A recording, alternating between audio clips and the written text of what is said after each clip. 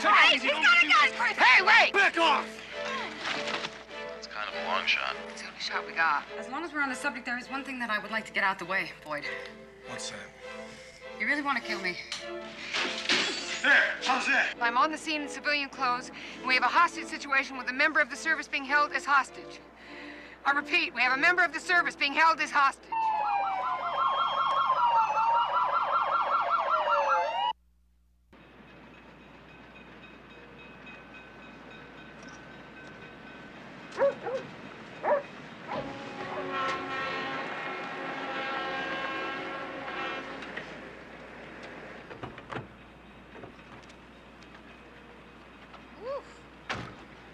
Kids throwing stones in a railroad yard. I'm telling you, they gotta be kidding. What do we have uniforms for? Come on, fill out a couple of YAD cards and we get the mayor's office off the lieutenant's back. What could it take us, 10 minutes? 20 minutes. It's gotta be 90 degrees already. Yeah, they said it's going up. My air conditioner is on the fritz. You try and have an air conditioner fixed in a heat wave. Hello?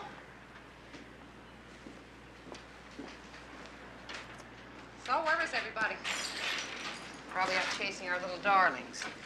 Big crime wave, you know, kids throwing rocks. Got the air conditioner the same place I did. How about down here? At least there's some shade. You know the trouble with you? You got up on the wrong side of the bed this morning, that's all. You just need to count your blessings a little See, bit. there you go, understanding me again. That's good. I hate that more than anything. Well, I'm very sorry. I happen to be feeling good today. Well, you don't have to infect me with all your joy, all right? Damn it! Damn it, would you look at that? Hey! Take it easy. Oh, Take it easy. He's Don't got a do gun, this Chris! away. Hey, wait! Back off! I mean it. I'll kill her right here. Move, Chris! No, listen to me. Listen to me. The woman you're holding is a police officer. We're both of us cops. Oh, boy. Okay, just relax, all right? I'm not gonna do anything foolish, neither is she. Good. So just put the back gun off. down and we'll talk about it. Just drop your gun. Back off or she Chris, gets it. You're do next. like he says. Buy the book, okay? Back Do off! like he says. I'll be fine. I'll be fine. Easy. All right, easy. Okay, just take it easy. Huh? Wait, I got the wrong juice this morning for this. Okay, all right. Just relax. Just relax. All right. Where are we going? Follow me up here. I can't. Come on. Up the stairs. Come on. All right. Just, you don't want to go in here. Come on. Get over there.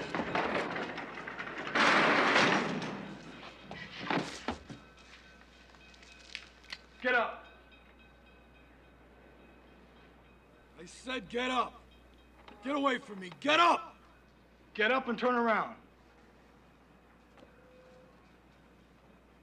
Turn around.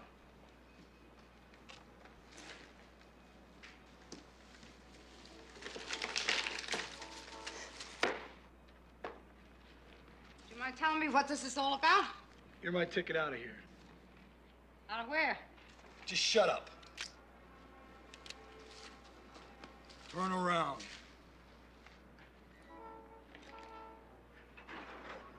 Put them on. Bend down there and put them on. Pick them up.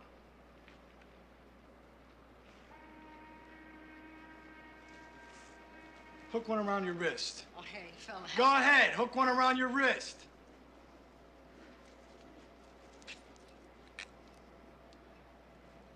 Put your hands behind your back. Put them behind your back.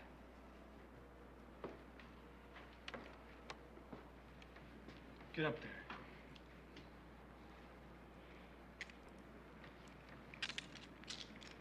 There. How's it feel, huh?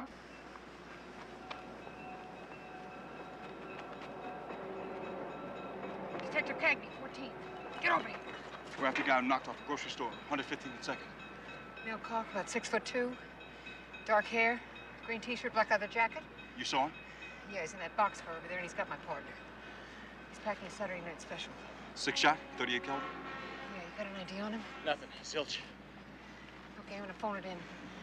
You contain them, all right? Just contain them. Okay. Even if they come busting out, no shooting. You got that? Okay. No shooting! Okay.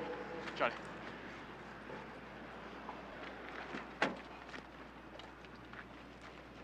Central. This is Detective Car 21 with an emergency message. I have a 1013 in a railroad yard near the 112th Street overpass. I'm on the scene in civilian clothes, and we have a hostage situation with a member of the service being held as hostage. I repeat, we have a member of the service being held as hostage.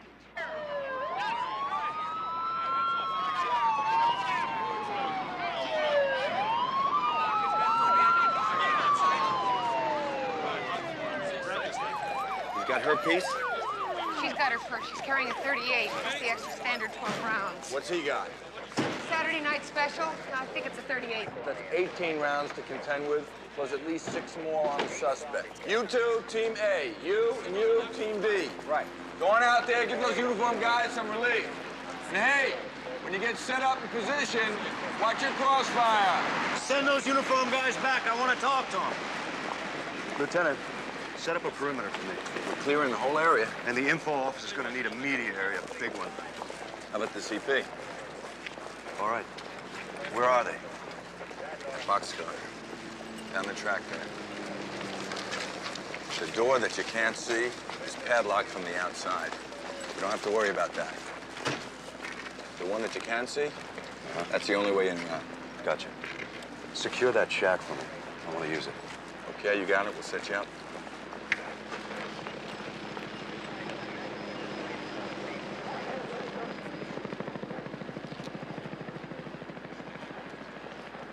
Excuse me. Who are you? Detective Cagney. That's your partner in there, right? That's right. We'll get her out for you. I never lost one yet.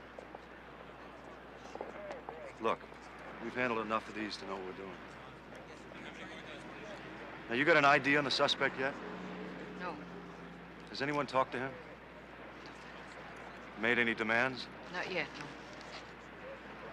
So, we don't know his name. Okay. I guess this is what we call square one.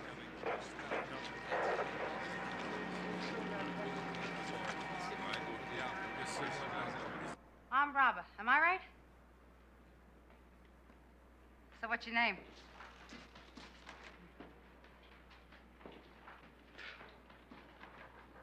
Look, I gotta be honest.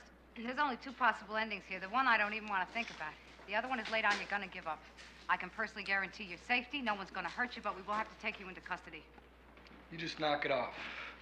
I gotta think. That's good. That's what you should do, is think. Because, like, the whole rest of your life is on the line here, right now. Yeah, your life too. Don't forget that. Your life's on the line here too. What'd you say your name was? Hey, come on. We're gonna be here a while. I gotta call you something.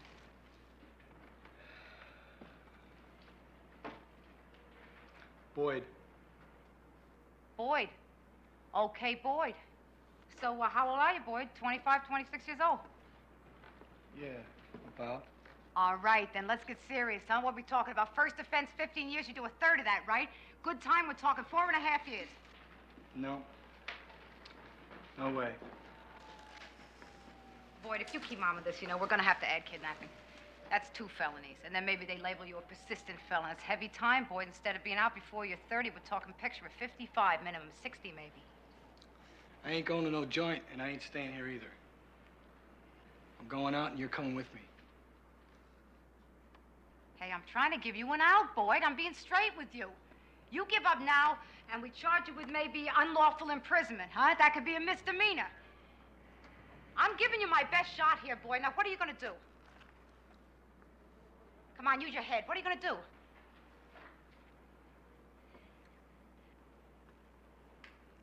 Make a decision. You shut up! Just shut up!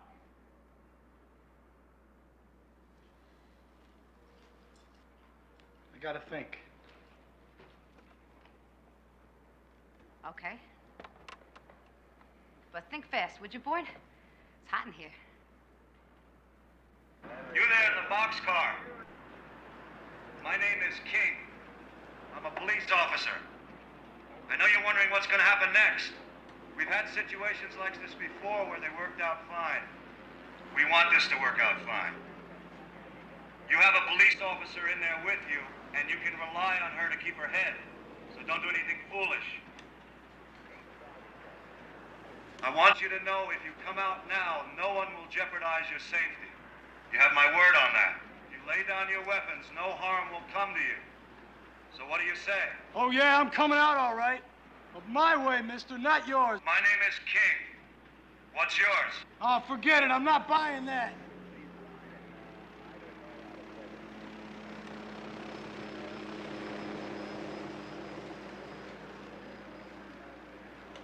I have to call you something. How about John, okay? All right, John, we're here in force, and we're not going away, and neither are you. Now, like I said, no one's going to do anything foolish. But understand this. I want you to stay right where you are until we work something out. I got this lady in here. She's my passport. Any place I want to go, anything I want to do, I get. Or she's had it. You hear me? I hear you. Listen, have you got anybody that you'd like to talk to? Family? Girlfriend? Priest? Minister? Oh, come on. Forget it. Give it up. Not a bad idea. Let's both give it a rest. Think things over, huh?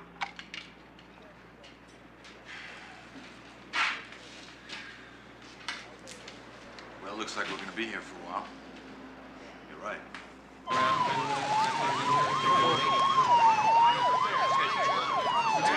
All right. My name is Kelsey, and I'll be your information officer. Now, if I can have your attention, please. I've been authorized to make the following statement.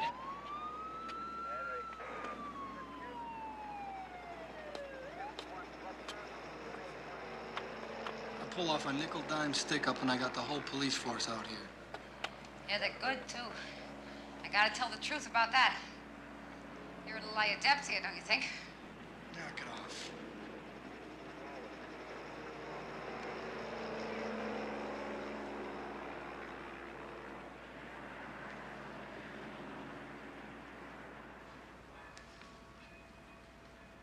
Must be 150 degrees in here.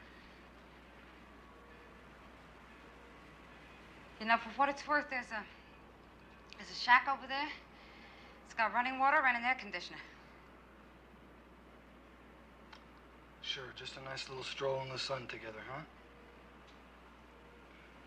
You must think I'm really stupid. What I meant was that, you know, you could talk to the negotiator. Maybe you could work something out. Mm-hmm. What about snipers? Police rifles? I know about that. These are disciplined officers. They don't shoot without orders. Forget it. A bad idea. Stupid idea. Scary, huh? I'm scared. I mean, there's nothing wrong with being scared, right?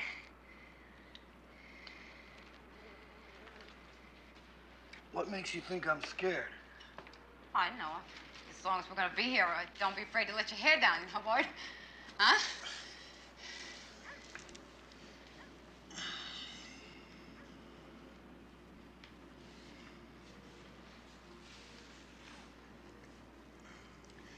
Look, as long as we're on the subject.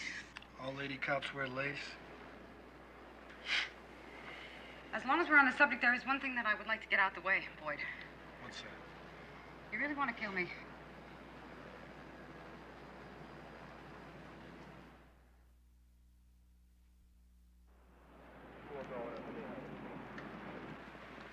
What's with you, motor mouth? All of a sudden you got nothing to say? I was thinking about my aunt. Actually, she was my mother's aunt. Oh, it doesn't matter. She used to take a sheet, put it in a freezer, and then she'd drape it over the fire escape, you know? We'd sleep out there. Did you ever do that? Better than air conditioning. No, I never did. Just shut up about that. I don't want to hear about your aunt. What's the matter, Boyd? You getting warm? No? You are.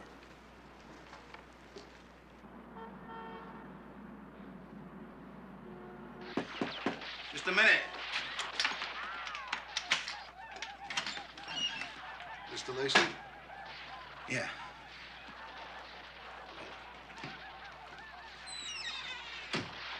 Been monitoring the calls on the way in. That's important. Detective Cagney, this is Jim Palmer, Lieutenant Palmer. He's the department psychologist. Lieutenant? Detective. So I need to know things about Detective Lacey that might not be in her file. Like what?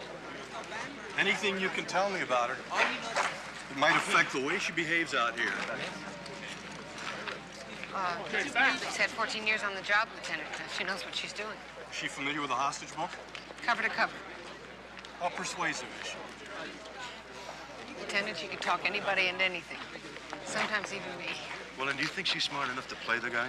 You know, work him, stress him, keep him off balance? I think so. Good, good. Jim, I think we're going to play this a totally different way. I like the fact that we got a woman down there working him full time. I like that. Sergeant, you know, it's getting pretty damn hot down there. Now, can you imagine what it's like with the sun beating down in that boxcar? Just how long do you think they can take it? Time is on our side. It's one thing to drop the hammer on a total stranger. It's a lot harder to kill somebody that you know. And the longer she's down there, the better they get to know each other. She's doing half our work for us. You follow me?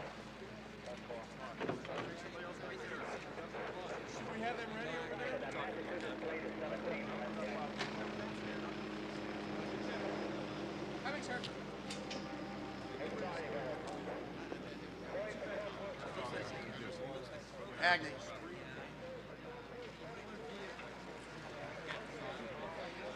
Excuse me.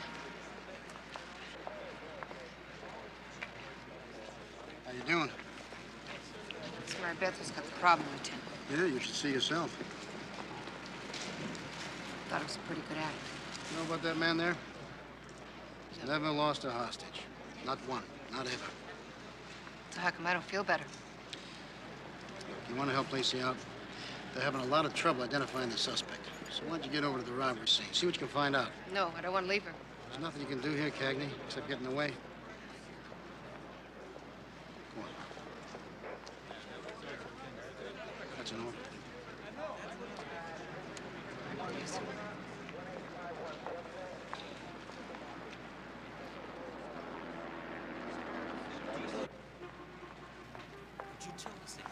Excuse me, you can't come in here. Who are you? Detective Fickett, who are you? Detective Cagney from the 14th. Have you got an ID on the perp? We're working on it. I want you to go out and check with Baxter, will you? Thank you. Those the eyewitnesses? That's right. So are they cooperating? What are you getting? Look, we do have an ongoing investigation here, unless you've been authorized to take over. I need an ID on this man fast.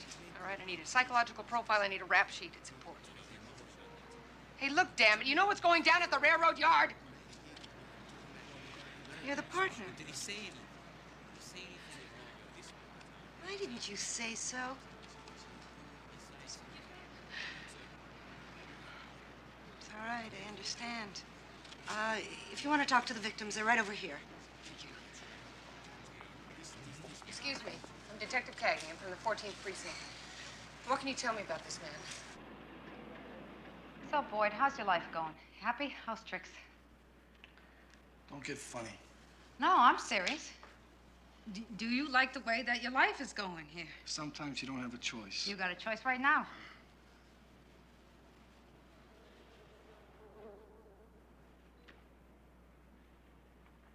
I don't want to hear that. Oh, all right, okay. Change of subject. You told it all about your family. You know they're gonna have to suffer the consequences of this, too. Family. What family? Well, you had to come from somewheres. I know what you're trying to do, okay? You're trying to pull a number on me here. You're trying to keep me talking so I don't think and figure out what's going on, right? Hey, I'm trying to put in my 20 years, that's all, okay?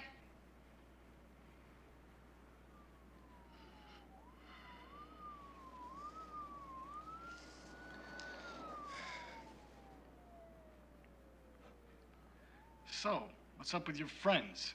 Let's go see what they're doing. Get up. Okay. Get up! Okay. I'm sure he'll be glad to hear from us. All right. There.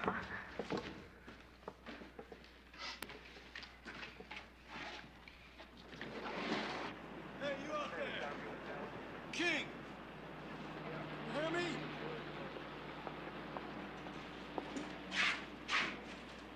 Right here, John. Just keep thinking I'm stupid. You're gonna be sorry. And stop calling me John. What do I call you then? It's Boyd, man. And don't forget it. What's on your mind, Boyd? The heat. The heat's on my mind, man. You're just sitting out there waiting for me to pass out, right? Forget it. It ain't gonna happen. We're coming out of here right now. Suspect is threatening to move. Just a minute there, Boyd. All right, so you come out. Where you gonna go? To the shack that you're in. It's got water and air conditioning, right? If you can give it to him, I'd give it to him. You want this shack, huh? Yeah, right. Well, I'll tell you, Boyd, I gotta filter this through a lot of people. I can't authorize a move like that by myself. Well, you do that. You give me a few minutes, won't you? You'll do that for me. I need some time. I'll get back to you. Okay? What do you think? I don't know, it's giving him an awful lot. We give him this and we got chips to bargain with. Well, we know the layout of this place. That's in our favor. You can contain him, right? Once we're set up for it, yeah. What about the air conditioning?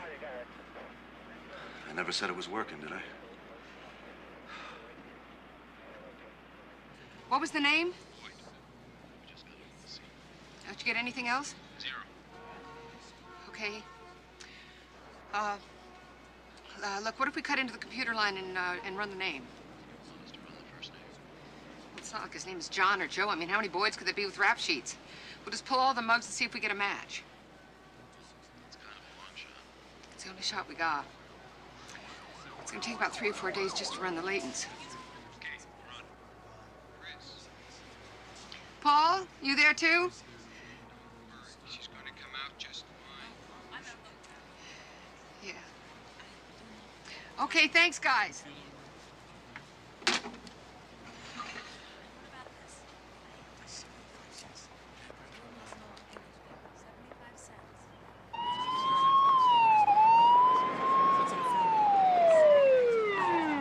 Lacey, where is she? The boxcar over there. Boxcar? You take it easy. Don't worry about it. She's fine. As far as we know, she's doing okay. Looks like the Third World War here. Yeah, look at me. Let me introduce you to the guy in charge here. Sergeant King, this is Harvey Lacey. Let's get away from here. Your wife's fine, Mr. Lacey. She's a little uncomfortable, but she's doing fine. What are you gonna do? Well, the suspect, the guy holding, he's made a demand. He wants to move to this shack. Are you gonna let him? Well, as a matter of fact, yes. Tactically, it's to our advantage. What tactically? What does that mean, tactically? You're not gonna start shooting. Look, Mr. Lacey, nobody wants to shoot this guy. But we're all brothers in blue here, and so far as I'm concerned, your wife's safety comes first. I mean, the guy has threatened her life. What if these guys miss? What if they shoot at him and they miss? Lieutenant Talbot, this is Detective Lacey's husband. We're gonna get your wife out, sir. Mr. Lacey, I've got 14 snipers here, and believe me, they are highly disciplined officers. Any one of them could shoot a dime from your fingers at 200 yards. They never squeeze off a round until they know where it's going. Oh, boy, geez, I don't know. Look, Mr. Lacey, we've never lost a hostage. Not a single one. You're gonna have to trust it.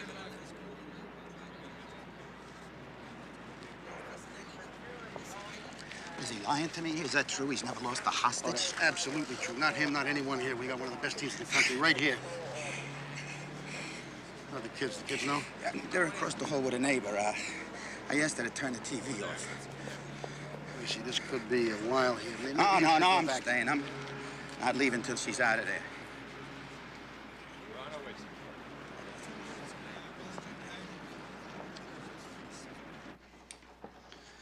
They got an air conditioning in there, right?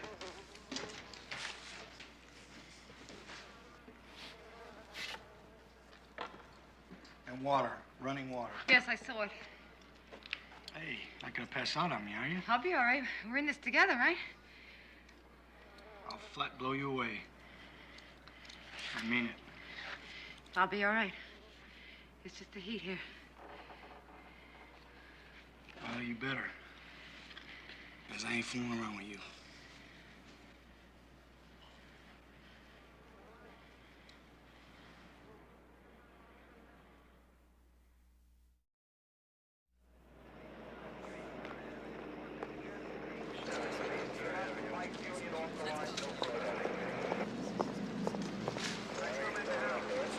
What's going on?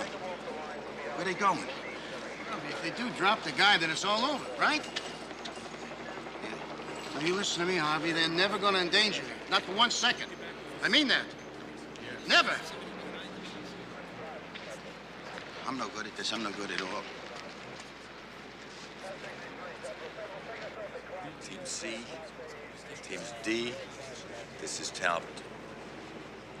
Ease away and stay out of sight. I don't want you surprising this guy.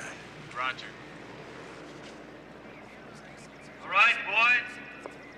I've got some good news for you. Now, I've always been fair with you, and I know you're going to be fair with me.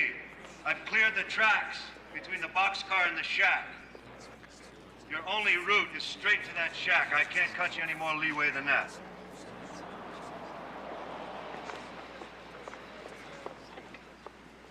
Why, am I glad you're here. Hey, Harvey, how you doing? Not so hot. Harvey, they got everything pretty well under control. That's what they keep telling me. Chris, I am scared to death here. Hey, wait a minute. That's no dummy out there, huh? That's Mary Beth, right? Does the kid know what she's doing or not? Sure she does. She knows what she's doing right. I just wish there was something I could do. I know, so do I. I got something for you. Here. Uniforms, they picked this up at the site. You give it to her. All right, boy. We're ready for your move. They're coming out. You're not going to see a single officer. No one's going to threaten your safety. All right, let's move. Turn around. I want you to go straight into the shack. That's your only chance for safety. No detours. Understand? That would be dangerous. They're coming out. He's got her tethered. He's got a belt around her neck.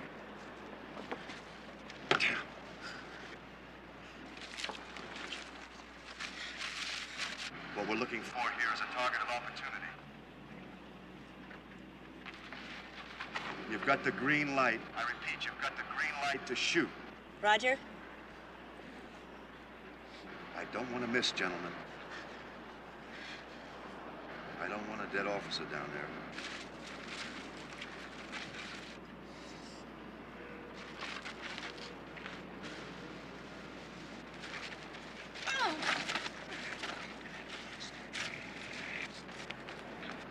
This kid knows what he's doing.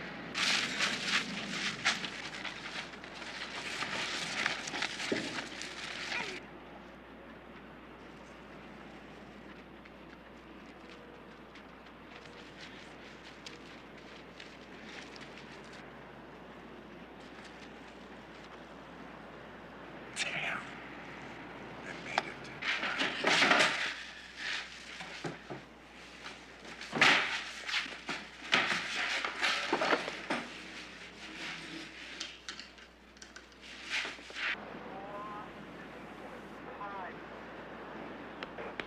It's all right, Lieutenant. We've got a few surprises in there for him. You shut the power off.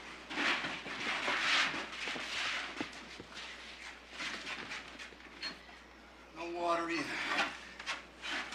They shut everything off! You knew about this, didn't you? That's procedure. They always do it. It's in the book. You knew about this. You let me be a walking target out there, didn't you? Didn't you? Listen, we had to get out of there. You know that. This was a setup, man. I fell for it.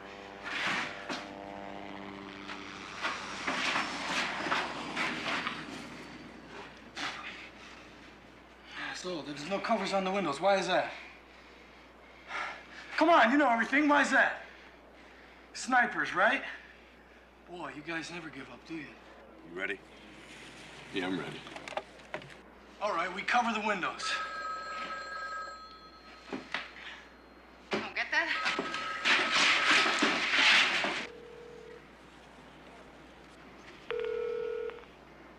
We're coming. Hang on.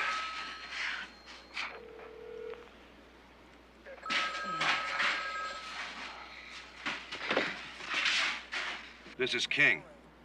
How we doing in there? You know damn well how we're doing. Come on, Boyd. You got everything you wanted. You blew it, pal. You lied. You said there was going to be air conditioning in here. I didn't lie. I never said it was working. I want the water on and I want the power on, and I want it right now. Look, pal, there is something that you don't understand. You're not in control here, I am. You want the power on? Fine. You gotta give me something. Oh, I'll give you something, all right. You want me to give you something? All right. Here, how's this? There, how's that? I'll give you a body. How's this? How's that, huh? How's that? You see that? Look, I tell you what, I'll give you one or the other, but not both. Don't push me, King. You're running out of time here, buddy. Well, it looks like we got a standoff then. You want me to waste this cop right here? Huh? Is that what you want? Go easy. Now, Boyd, let's just settle down a little, huh? You're gonna have to learn to trust me. Blow that off, King. All right, look, I'm gonna turn the water and the power on, okay? And then you'll know you can trust me for my word. What I'm gonna do is, I'm gonna send an officer down there. No cops. Well, then things just stay the way they are, because you know I can't send a civilian. You know I can't do that. Boyd? Boyd? All right, send a woman. That broad she was with before. It's gonna take a little time. Time is something you ain't got, buddy. Boyd, she may not want to come. Did you ever think of that? I'm gonna have to guarantee her safety. Now, that's gonna take time. I'll get back to you in 10.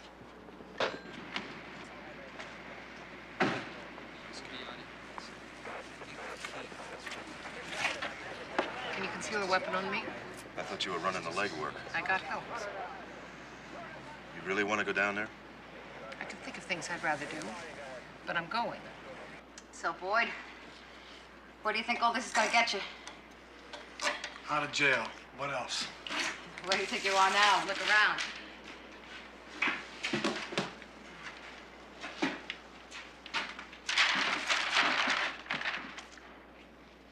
On my way out of here.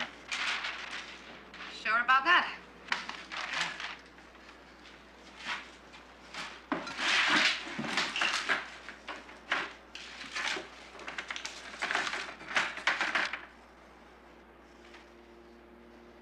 You just watch.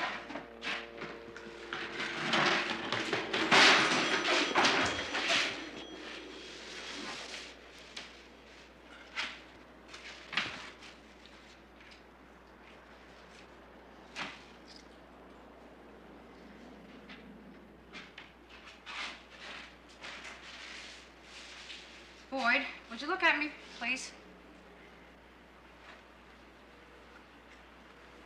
Hey, come on.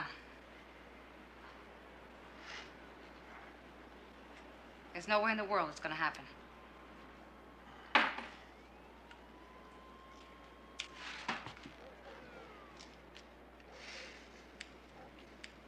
They're never gonna take me out of here alive, I'll tell you that. The way I figure it, as long as you're with me, I'm calling the shots. Where I go, you go. It's pretty simple.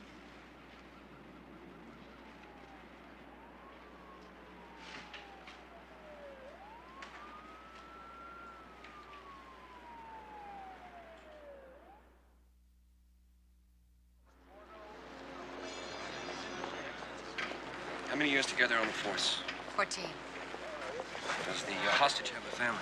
Yes, she has a husband and 2 small boys. Excuse me. What'd you get? Try this. His general description fits. That's him. Boyd Evans Stroud, parole jumper out of Illinois. Excuse me. We ID'd him. You see that? Pretty ugly rap sheet, Lieutenant. Went down for manslaughter, plus he beat 2 murder charges. This is what I've been dealing with. Okay. Good work, you two. Good. Yeah, it was terrific. Thank you. How was the computer run? 84 Boyds.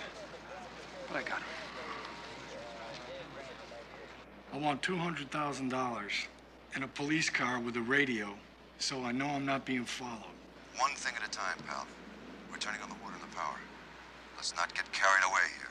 I want the cash, and I want the car, and I want it right now. That's a tall order. You want $200,000. You want it now? Right. It's gonna take a little time. I'll get back to you in 10.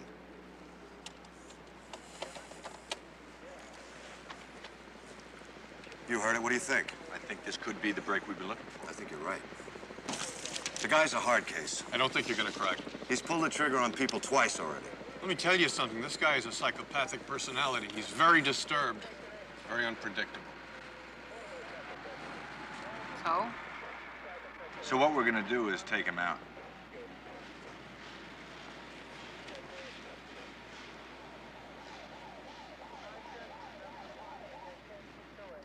When we were in the shack, I had these pictures taken.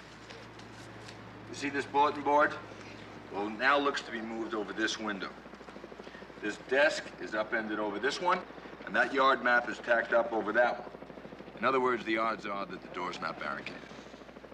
So what we're gonna do is this. What we got is a two-pronged attack. We got the TAC team here and here flanking the door. And we got a sniper out here for a shot through the window. Wait a minute, that window's covered. Yes, but the glass is broken. Oh, that's right. Kids throwing stones. So what we're gonna do is send you down there. All he's thinking is that you're gonna turn on the power in the water for him, right? So just play it that way. All right. From the moment you leave the CP, you're gonna be fully exposed to Boyd's view. In fact, I'm gonna call him and tell him you're out there. It's up to me to keep him on the phone while the TAC team slips into position, while he's checking you out, and I'm talking to him. Okay. You're gonna be unarmed. You know that. All he has is a handgun. It's not very accurate. That's what they're telling me. You'll be wearing a bulletproof vest. I want you to understand, this whole operation is keyed on you.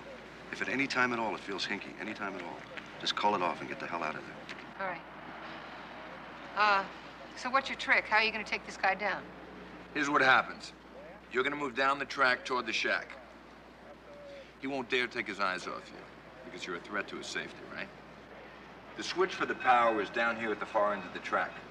Boyd is gonna be over here on the phone talking to King. Now, sooner or later, you're gonna have to pass out of his line of vision, right? But he's not gonna like that. He's gonna wanna check up on you. So what we're gonna do is confuse the suspect by giving him two choices. As soon as you pass out of sight, I'm gonna roll that getaway car out and tell him to look at it for his approval. You'll be wired so you hear everything we say on the phone. If he takes the bait, sooner or later he's gonna look at that car. And I'll be talking to him, working him. When he does, that puts his back to your window in the power supply and the front door. He'll never know what hit him. How are you going to get a clean shot? You'll be monitoring the phone call, so you'll know by Boyd's conversation when he's looking at the car. All you do is reach up through the broken window and pull the map down, and then dive for cover. Because this will open him up to the sniper's field of fire. They'll drop him as the TAC team makes entry. This is your show, really. You think you're up to it? You just tell me when. 2 minutes. All right.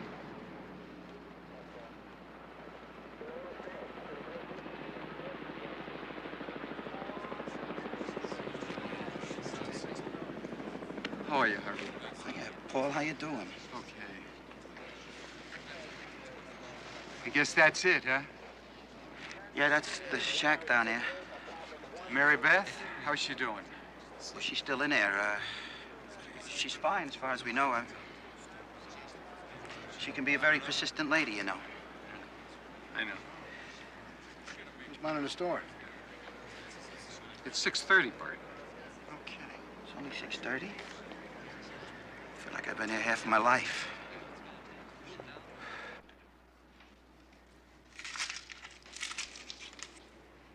Where'd you get that? Out of your bag. What do you think? Oh, yeah, your kid's lunch. I forgot. I don't suppose I could have a bite.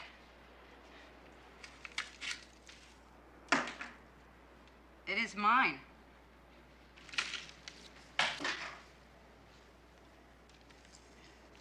You got kids, huh? Yeah. 2 boys. Nice. Nice boys. How do they feel about funerals?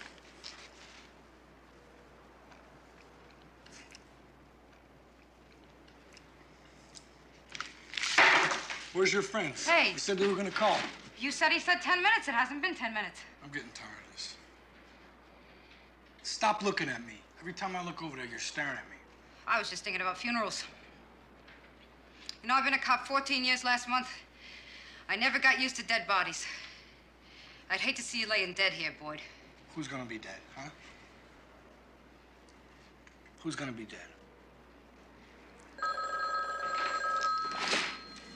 It's about time. I said 10 minutes, Boyd. It's been exactly 10 minutes. What I want you to do is go and look out that west window. Oh, yeah, sure. And get blown away, right? All right, don't then, but it's a woman. It's what you asked for. She's unarmed. She's on her way. She'll turn the power on the water on for you. But you really ought to check her out.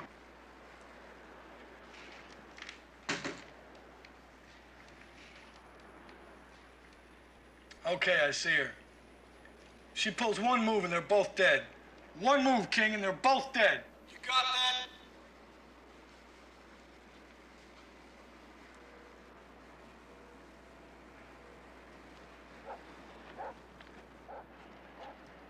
What she is gonna do is go around the east side of the shack to where the switches are, right? Yeah, right. Now, what about my car? What about that bread I asked for?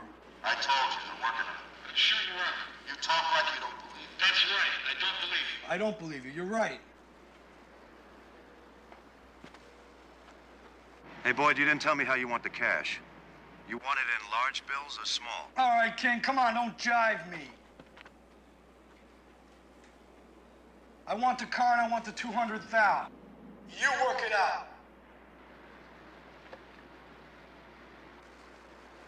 Hey, take it easy. You've given me a lot to do. I can't pass miracles. You want this lady alive? Huh, King? Then you do like I tell you. Got that?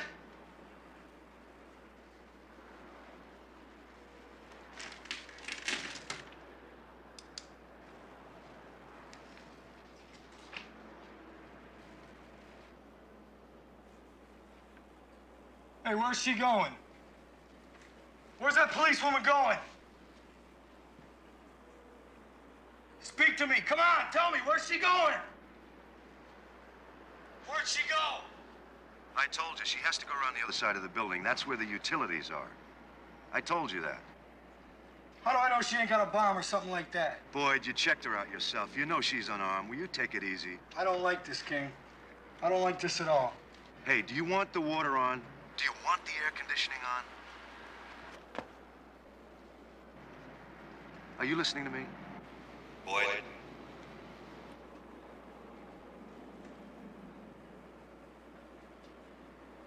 Boyd.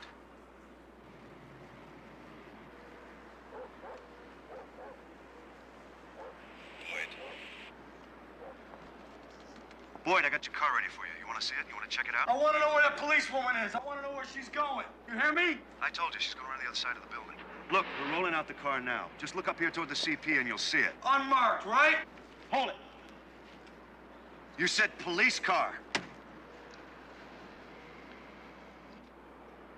police car has markings.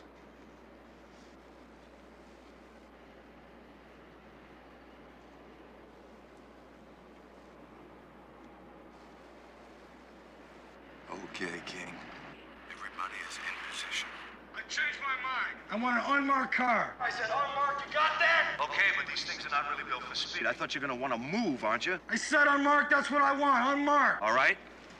But it's gonna take a little time. Come on, King. You're fooling around with me here. Listen, did you check it out? Did you see what kind of car we got you? That thing is capable of doing 125 miles an hour. It's got a heavy-built engine and all of that. You never know when it's gonna come in handy. I don't see it out there. I don't see no police car out there. Where is it? We're rolling it out right now from under the bridge abutment.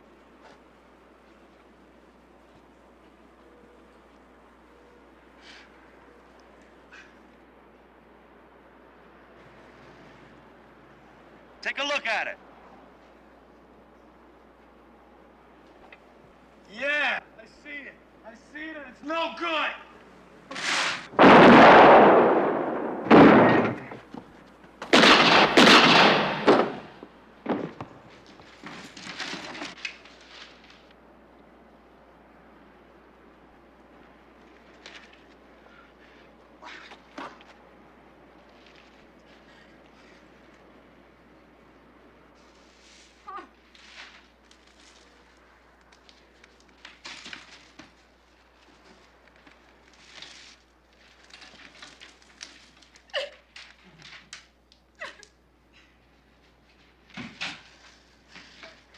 Suspect neutralized, confirmed.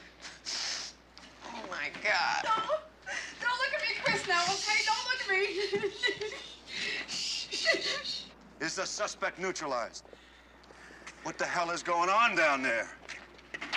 Somebody talk to me, damn it! Get these off of me! Get me out of these! Come on, come on. Is the suspect neutralized? Let me see it.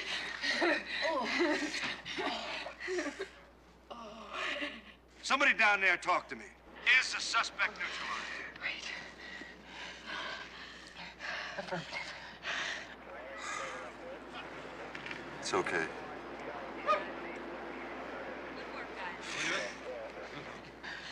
Me home, would you? Let's get the hell out.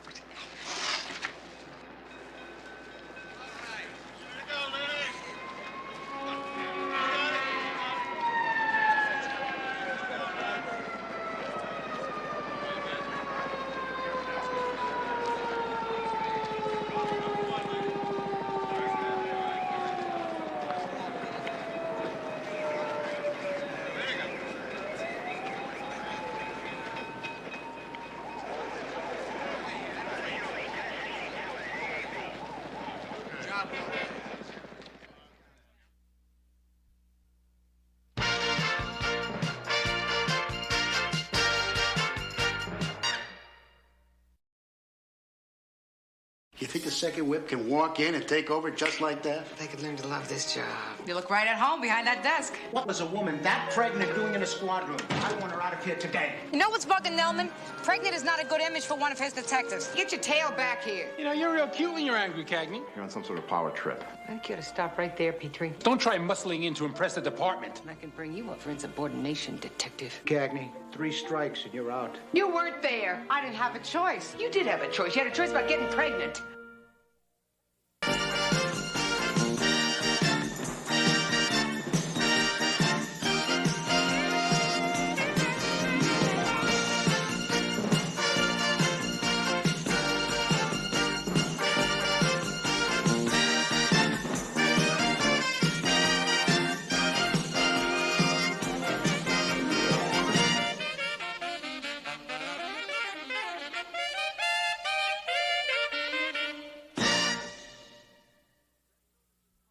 Central, this is car 211. We are transporting a male prisoner to the 14th squad for questioning. This is Detective Victor Isbecki. That's I-S-B-E-C-K-I. Be advised, this is a homicide suspect. He is a major mob figure. Please advise the squad commander to be available. Car 211, this is Central, okay?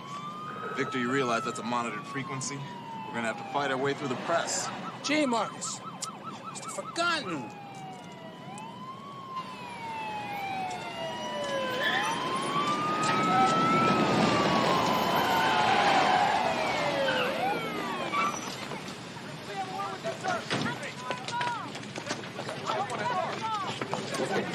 Okay, one picture, folks. It's Becky, detective. Can I ask you a question, please? Weapon? What did he use? Detective, folks. Easy, guys. Listen, Come on. just want to ask you. What about a murder weapon? If Griffin was hired by the mob to kill Conrad Price, why didn't he skip town? I'm sorry. It's inappropriate to comment on an ongoing investigation. You think this arrest will get you a promotion, huh? Well, I hope so. I hope someone downtown's paying attention. Could you make that no comment?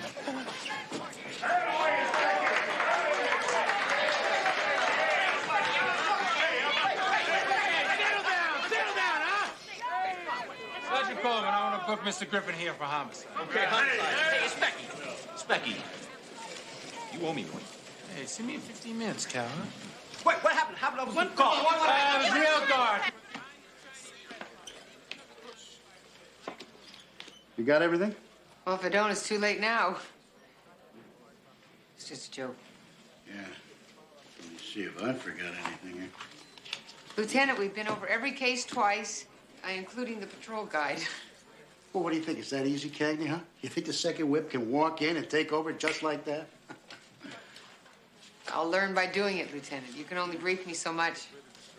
Besides, your vacation started yesterday. You're not even supposed to be here this morning. Yeah, well, I thought I might have forgotten to tell you something.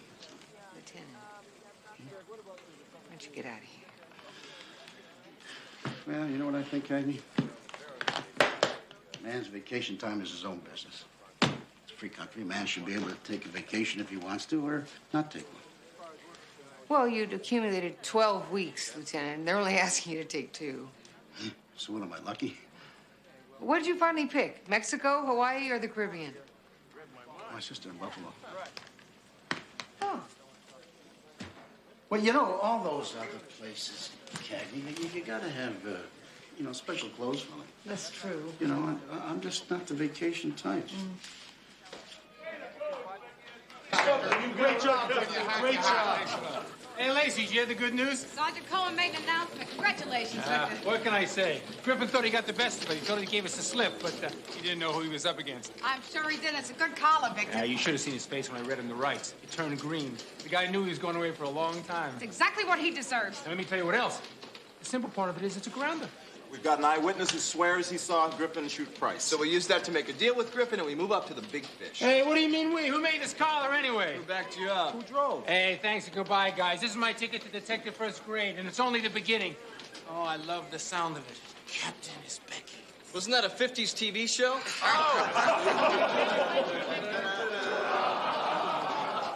It's Becky. Great collar. Congratulations. I do have my moments, don't I?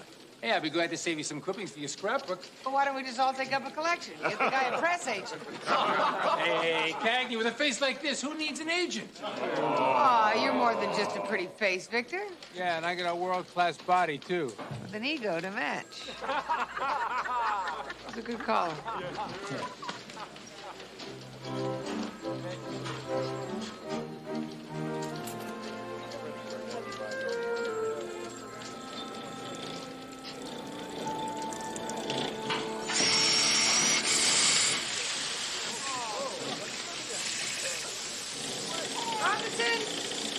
Get a plumber in here. All hail to the King of Cawdor! The raven himself is horse who chokes the painter legs in some sunken under these bastards. Ah! How now, Mr. Axe? Stick full of dust! Face of the I see the body. Handle caught by hand. Come! It makes sense, I see thee not. And yet I see thee still. Art thou a dagger of the mind? Or art thou a baggage from the Jabra? Kazak's in court all day tomorrow. So is Ellison. That's going to leave us short if the Sadowski raid gets a green light. Put Newman on it. He can work with Pappas and Aspromani. Pappas thinks that Newman's a hot dog. I know that. Maybe goose Pappas a little. I like the way you think, Sergeant. What else we have? A couple of details. Webb and Petrie both put in vacation requests. If you approve them, initial both copies. Okay. She's Claudia's favorite niece, and she'd really like us to fly down to Tampa for the wedding. Oh, here Florida's so pretty this time of year. Oh, what a rogue and peasant slave am I! Say that again. Probably will. Oh, what a rogue and peasant slave am I! We did not bounce this way here, but in a fiction. Oh, right. God is in the details. Uh-huh. Well, I'll remember that. All right, thank you again, Captain. Goodbye. I'm bad for half a day on the job. Your partner already scored points in major cases. Yes, Detective, come on in.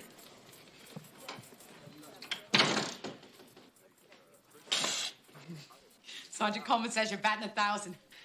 Ah, Mary Beth, I could learn to love this job. You look right at home behind that desk. I better be. I'll be living here for 2 weeks. What you got, the felony assaults? Yeah, I ran him through the computer as soon as I came in. Sounds like fun.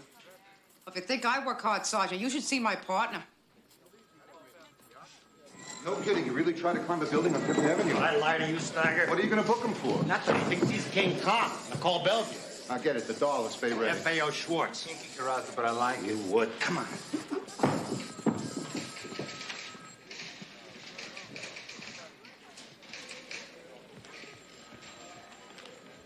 It's Becky, right? Yeah.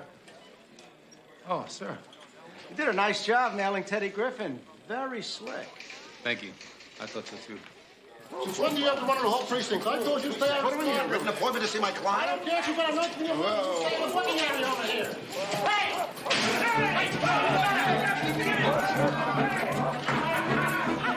Over here! Over here!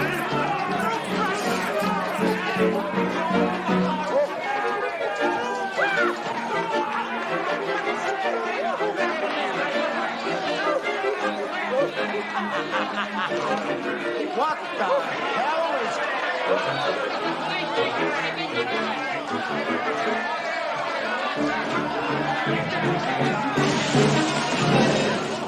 Thank you, Marcus. Nice timing, Newman. You all right, sir? Wait, please. Come on, clear this way. Are you all right? Yes, sir, I think so. Sit down, detective. Very That's good. an order. What happened? Nothing. You are in charge here, Sergeant. It's your job to know. Inspector Nelman, I did not I want to was- see you in Lieutenant Samuel's office now. There is no excuse for what happened out there. I don't care how busy you were, you should have been on top of it. And what the hell is a woman that pregnant doing in a squad room? I want her out of here today.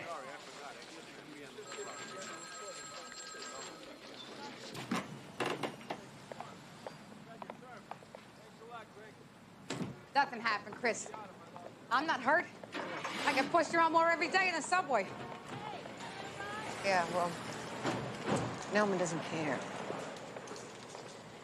He's afraid of a lawsuit. He wants you on maternity leave, Mary Beth. Sorry. Regulations say I'm entitled to work as long as it's okay with my doctor. And the department. Nelman says in this case he is the department, and he can override regulations in the interest of, quote, Detective Lacey's safety and well-being, unquote. My well-being? What's that? That's a laugh. You know what's bugging Nelman? Pregnant is not a good image for one of his detectives. My well-being. That's not fair, Christine. I'm doing my job. I told him. I showed him the pattern you discovered in the felony assaults. It's like talking to a wall. Look, I know Nelman's being a pig. But there's a good part. It's probably better for the baby if you were home. Give you time to shop for her. Hell, you could even do your Christmas shopping or...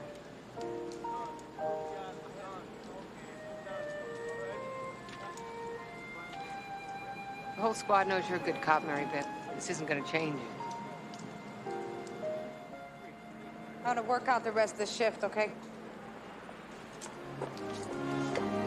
Mary Beth?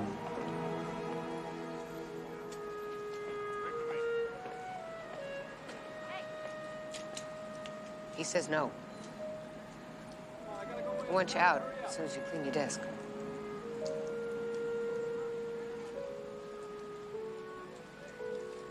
Don't you let anybody mess with my desk. I want it exactly the same when I get back.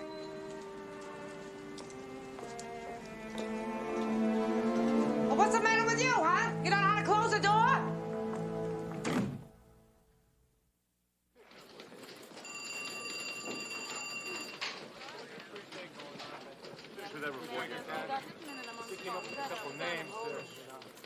Charlie, it's just been a hell of a day. I don't know when I leave. I'm gonna get it up to you as soon as I can. Yeah, all right, I'll try. I'll call you when I leave. Okay? Bye. Yeah, hey, Coleman, where are those old files on Teddy Griffin? Yeah, today would be nice. Gentlemen, first round is on me. That's the reason to celebrate right there. Well, I made the car of the year. I might even be talking to buying 2 rounds. Come on, Marcus. You don't have to finish that now. I'll be done in half an hour. I'll meet you at Flannery's. Don't be too long. Might decide to close his wallet and open his mouth. Keep talking, Newman, and you're buying. Hey, guys. It's so lonely around here without your smiling faces. What do you say you hang in till your shift ends?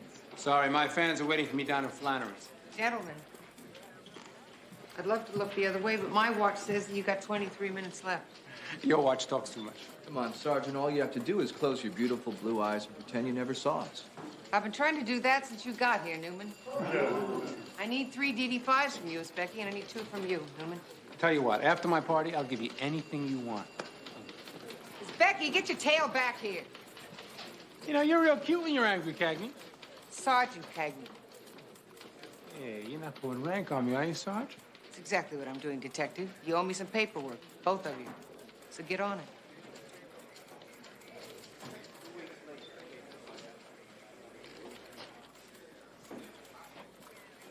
Yes, sir.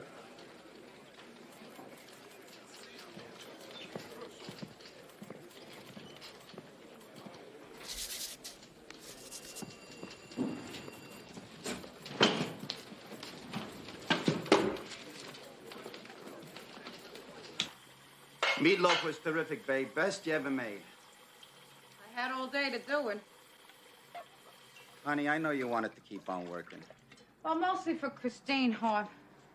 You know, with Lieutenant going all that responsibility, she needs somebody there who knows her. She'll be fine. You said she couldn't wait for Samuels to leave. Yeah. What do you think, Harvey? Think I ought to fight the thing? Oh, honey, I don't know. Nelman should not be allowed to get away with it. Maybe I should go over his head or to the union, maybe, huh? You know how those things are. It could take weeks. By then, you'll be home anyway. Huh? Yeah. Yeah, that's what Chris said. Relax, go along with it. Yeah. Oh, honey.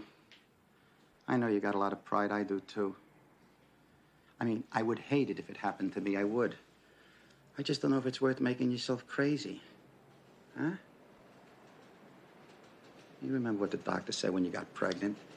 It could be more risky now. He said I'll be okay as long as they keep on checking me, make sure the cancer doesn't come back. All I'm saying is, I'm glad you can take it easy now. Hmm? Well, there's one nice thing. You and I can have a little more time together before we're on the baby's schedule. Honey, it's only 7:30. We will tell the children we're going to bed early because I need my rest. Mm-hmm.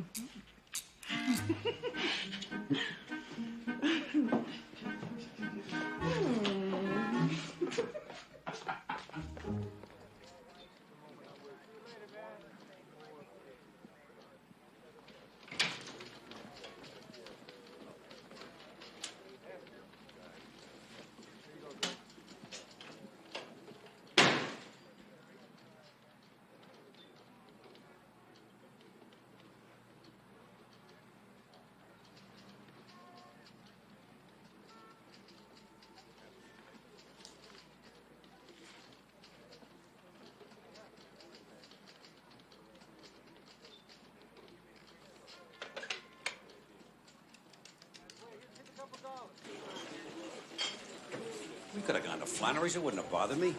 No, I'm tired of Flannery's. This place is fine. Hey, look, I'm under doctor's orders, but you don't have to handle me with kid gloves. I can watch other people drink. Good. Scotch. Diet soda. Well, so, how's it feel being one of the suits?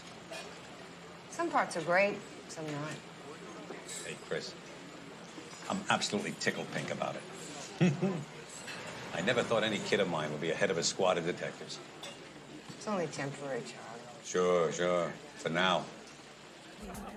You notice how she couldn't wait to crack the whip? I bet you Cagney planned it all day. You're the one who tried to leave early, Victor. Yeah, but she sure took advantage of it. Typical. Admit it. You have trouble taking orders from a woman. You all do. You gotta be kidding. I love women. Ask anybody in my little black book. Everybody who grew up with my mother and my 4 sisters had to become a feminist. Right. That's why you mentioned Cagney's eyes. So I'm a feminist and a nice guy. It wasn't nice, Newman. It was, come on. Hey, I do not have a problem working for a woman. I think women can be very competent. In certain jobs. Once they learn how to deal with power. I'm sure some women make terrific commanders. When they're not out to prove something. I will work for a woman any day, as long as they have their hormones under control. Oh, no. Hey, Tommy Lafferty called me today. He told me the 14th colored little Teddy Griffin. That's not exactly Bush League, you know. He could make you look very good. Becky thinks she's got a great case. It's hard to crack a hitman. But who knows, maybe you could turn him. The boys downtown would notice that. I'm not sure that Griffin's guilty, Pop. I'm just not convinced that he shot Conrad Price. What are you talking about? You've got an eyewitness, right? And 100 people who saw Griffin eating dinner with Price. That's what's bothering me. Why would he let a whole restaurant full of people see him with Price when he's planning to hit him right outside? Griffin is a contract killer. He's with a man his people don't like. A second later, he's dead. Now, who the hell else could have done it? Griffin says he was walking towards his car after leaving Price. He heard the gunshot a few feet away. He said he turned around. And there was a large man wearing a ski mask running away from the body. But he says he thinks the man had a gun. Oh, you didn't fall for that garbage, did you? Now, Griffin's got, what, 9, 10 hits to his name? He's smart enough to learn to lie to save his neck. I think that's the thing. He's been so good at covering his tracks, we've never been able to nail him. Now, why would he mess up this one? I don't know. But I do know that putting Griffin away is a public service. Now, you listen to me, Chris. You go around claiming that Griffin is innocent. You're not going to do yourself any favors.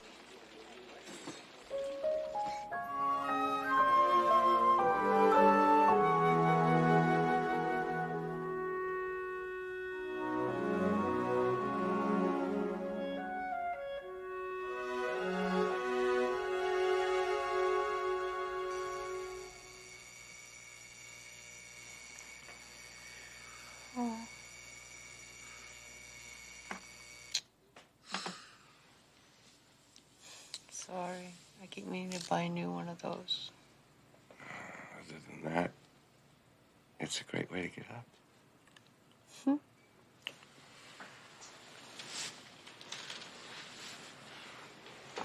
Hi.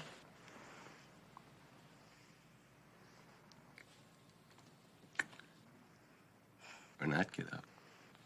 Don't tempt me. Just said the magic words.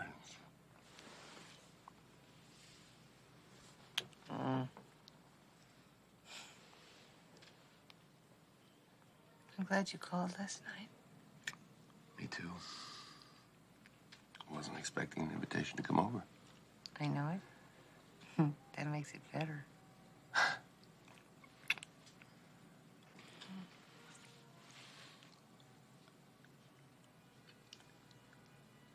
Want to try for terrific? I'll be in LA almost 2 weeks. Well, I'd love to. But the boss can't be late. And I'm the boss.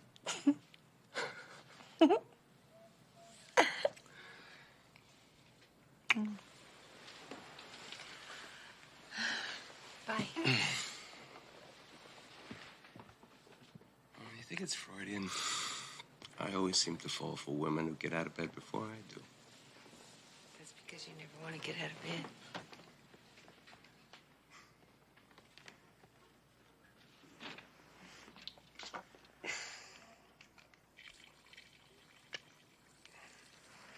And Griffin was apprehended in Brooklyn yesterday after a high-speed chase. On Tuesday, Channel 3's Samuel Friedman talked with Robert Salinas, who witnessed the shooting. You saw the crime committed? Oh, yeah, man. I'm an eyewitness. I saw it happen, man. I saw the guy run right by me. You heard the shots? Well, it was one shot, you know, and There was then... only one shot. That's what I heard, yeah. Then the guy came running out, you know. Can you describe it? Oh, well, he was bald. Did you see the gun, Mr. Salinas? No, I didn't see the gun. He probably threw it away, you know, but it sounded like a 45, you know. I know a lot about guns, man. My brother Julio, he found a gun one time under the fire escape. Say, is this going out into the tri-state area, man? Oh, good morning to you, Sergeant Cagney. Yeah. Good morning to you, too, Josie. I think my picture's a little small, but I can live with it, huh? What the hell is this? Great piece, huh? Oh, it's terrific. Well, Cal Davis wanted an exclusive on Griffin, so I gave it to him. Without clearing it through me. How about that? Must have forgotten about it. Oh, too bad. This would be in your folder with a reprimand. What are you making such a big deal about? You go to the press and talk to them in full detail about an ongoing investigation, and you shoot your fat mouth off about this great eyewitness of yours. Salinas, he's money in the bank. Oh, really? Did you see this morning's news? Any of you gentlemen happen to see the news this morning? Well, as Becky's eyewitness was on it. And there isn't a jury in the world who would believe him. You're crazy. A 2-year-old could have seen through the interview as Becky. Salinas is no eyewitness. His story was all over the place. The reporter was telling him what he saw. Griffin's attorney will take 3 seconds to tear him apart. Cagney, this is my case. Don't try muscling in to impress the department. And I can bring you up for insubordination, detective.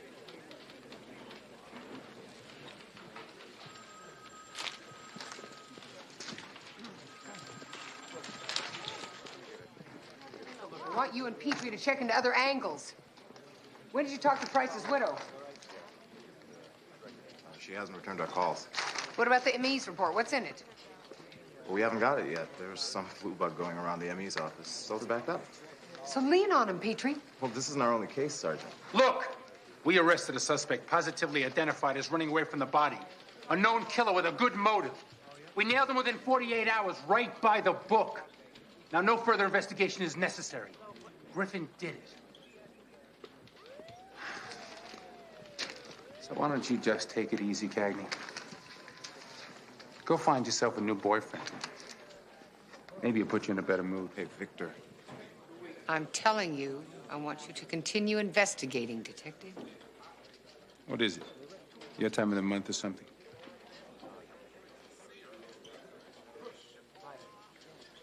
Newman and Carrasa. As of today, you will take over the Price homicide. Make sure these two give you all the papers.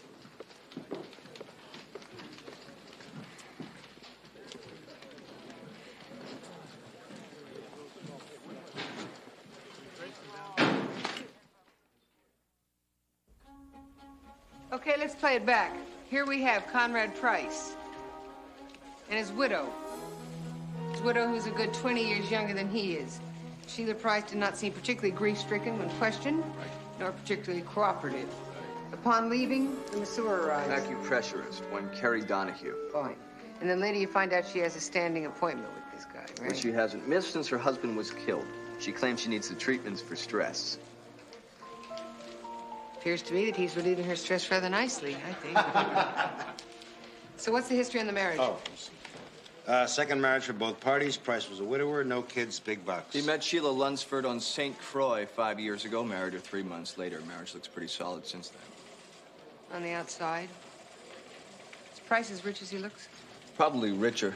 The widow wouldn't give us any details on the will, but I'd give good odds she's chief beneficiary. Okay, find it out. How much does she know about her husband's business?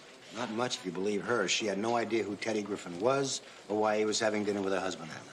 Cagney, I got a message for you. Yeah, wait a minute, Cohen. But it's possible that Sheila Price knew that Griffin was a hitman and she and Donahue set him up to take the fall. Is there anything unusual in the autopsy? No, except Price had lousy coronary arteries. Whoever killed him probably didn't have to bother. Cagney. Wait a minute, Coleman. Give me a minute. Traces of fiber recently acquired found under the fingernails of both hands of the victim. Where does it say that? In the margin, there's a note right here, Newman. If they didn't send a sample of the fibers over to forensics, get it now, because I want to find out what it is. It's kind of a long shot, isn't it, Sergeant? It says recently acquired, Carrasa. Price was shot at very close range. It could have grabbed onto anything the killer was wearing. I'll sit on the lab till we get an answer. Cagney, I think you should pay attention to this. Coleman, what is it? It's more like, who is it?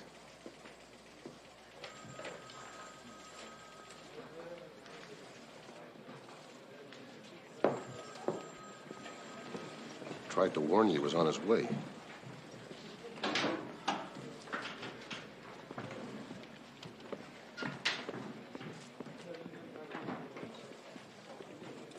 What the hell is going on around here?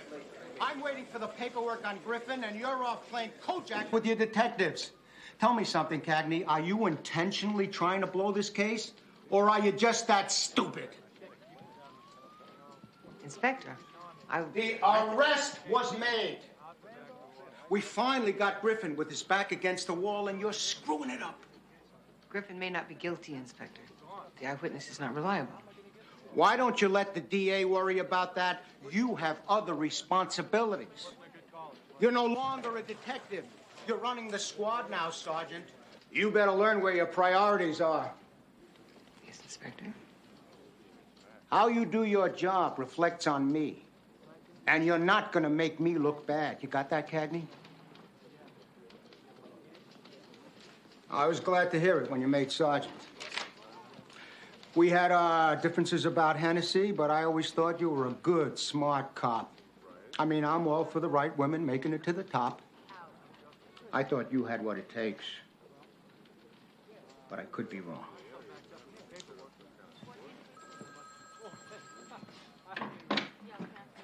I'm warning you, Cagney. Get your act together. 3 strikes and you're out.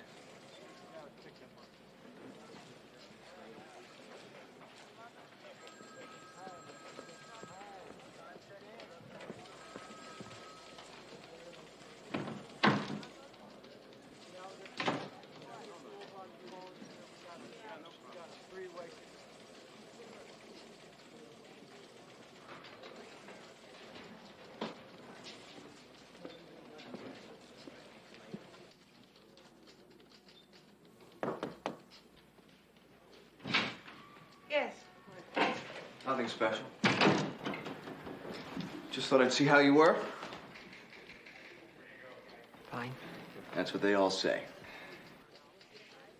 I'm not in the mood for a stand-up routine, Newman. I'm sitting down. Don't push it, okay? Listen, we've all been working hard lately. Why don't I buy you a drink tonight? Maybe a couple.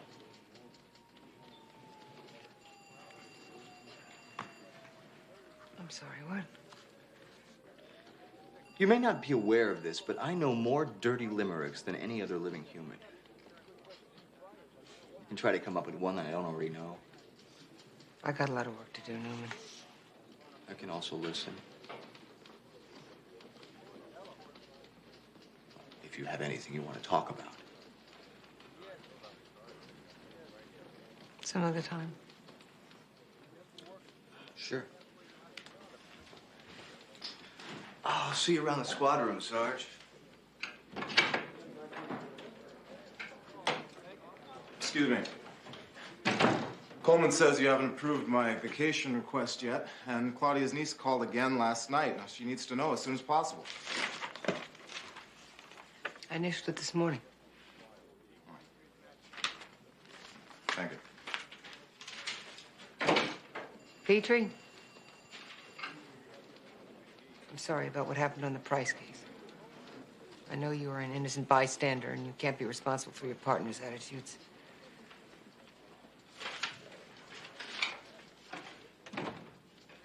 Look, Victor was way out of line. But you were wrong to take the case away from us in front of the whole squad. I don't have to answer to you, Detective. I know you're ambitious, and I can understand because I'm ambitious too. But now, you're on some sort of power trip. I think you ought to stop right there, Petrie. No! Go ahead, discipline me. But I have to say this. You're over the top, Sergeant. And if you don't see it, the rest of us do. Maybe what you see, Petrie, is that I passed the sergeant's exam higher than you did, and I'm sitting at this desk and you're not.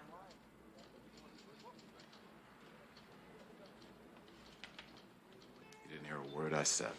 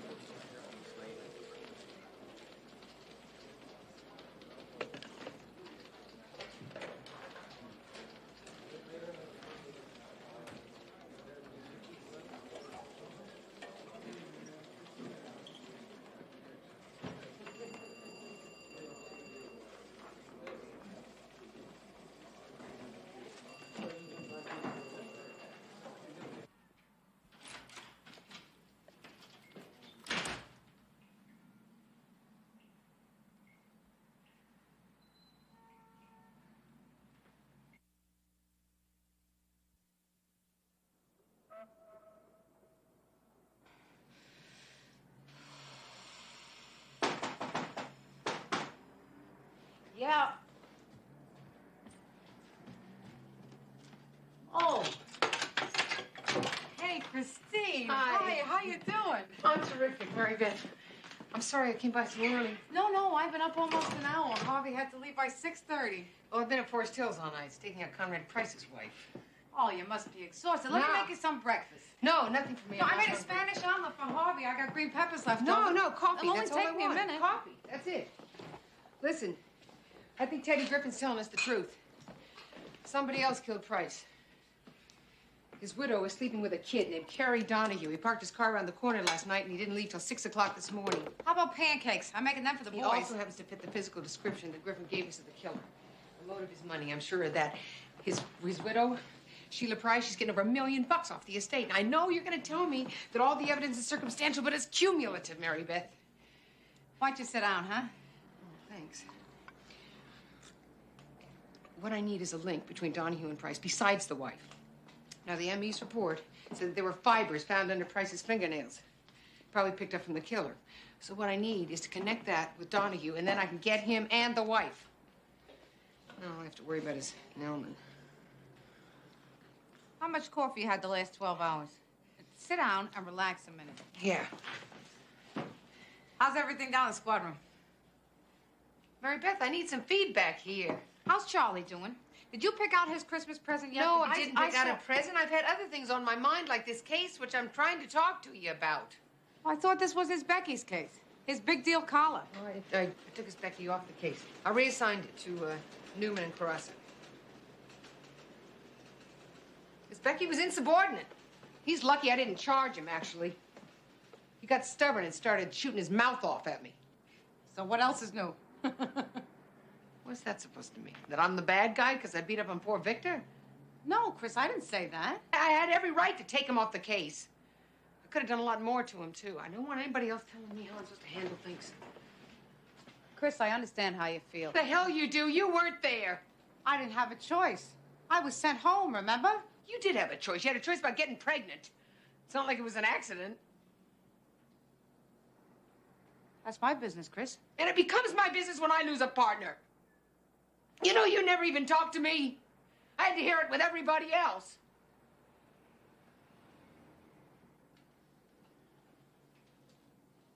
Christine, I'm having a baby.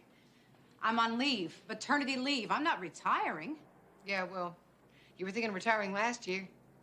That was last year. Fine. How do I know you're not still thinking of retiring? I gotta go, Mary Beth. Sorry.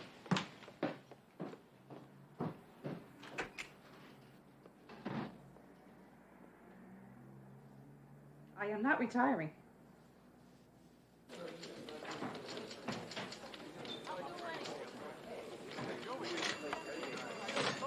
Sergeant, I got what you wanted on the Price homicide. Tried an answer out of the lab, and you won't believe what was under Price's fingernails. Try me. Ostrich leather. Forensics thinks it might have come from a jacket. Ostrich leather sounds like something you made up, Newman. Scout's honor. According to my sources, ostrich leather is rare and expensive, and only a few places carry stuff made out of it. A jacket could cost a couple of grand. See, the Price could afford it. Exactly what I was thinking. There's more good news. His landlord says the boyfriend's in the hospital, a hernia operation. So now he's not going to be around for a couple of days. Oh, that's not too bad. Yeah. Okay, Petrie and his Becky, I want you to help Newman and Carassa check out retail outlets for ostrich leather. Oh, Newman, apply for a warrant first. Then I want you to check out Donahue's apartment and the locker at his health club. If he had a jacket like that, he probably threw it away. I met the guy. He's not the type to throw away a $2,000 jacket. Sergeant, I think this is a waste of time. Nobody asked you, Miss Becky. Thought we were off the case. You're assisting Newman and Carassa.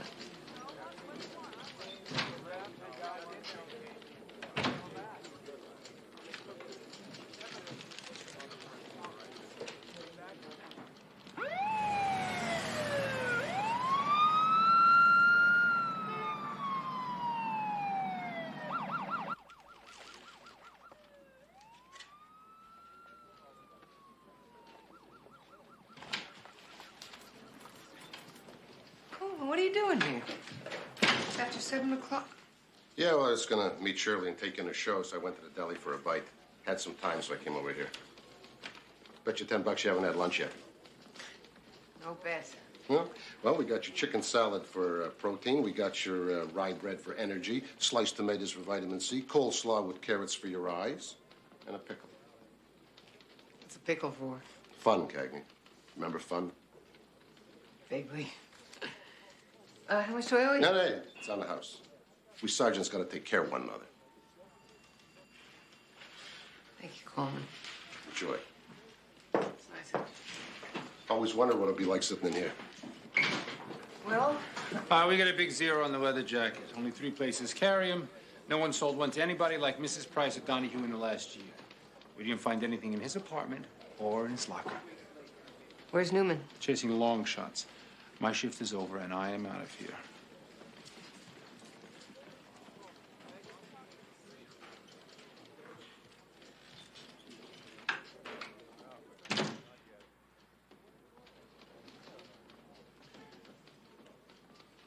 You know, when I first took over the desk, that was the hardest part.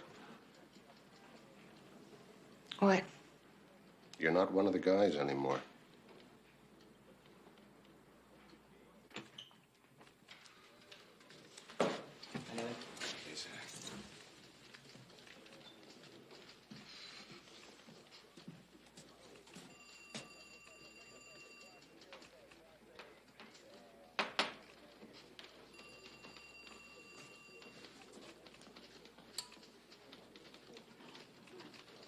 I hate to give up, but I think the jacket's a dead end. There's nowhere else to look.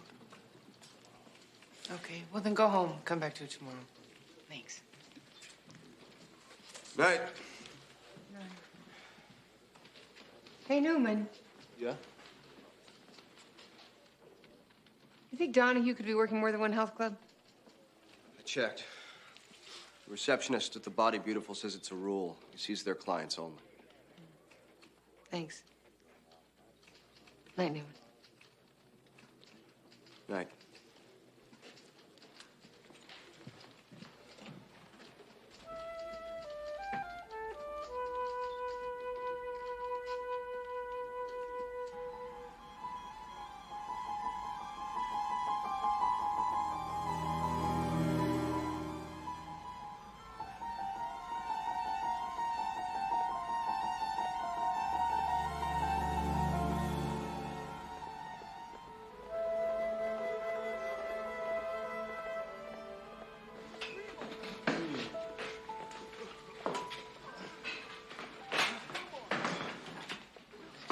No women allowed in here. I'm Sergeant Cagney, 14th Squad. I'd like to ask you some questions about one of your members, Kerry Donahue. You know him? Yeah. Yeah, he's bad news. If he's in trouble, I'd love to help you out.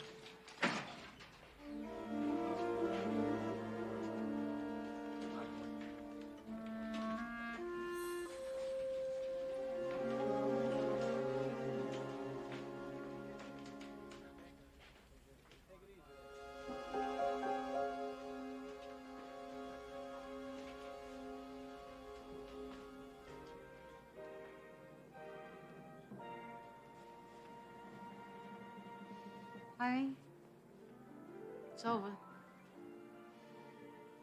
Harvey.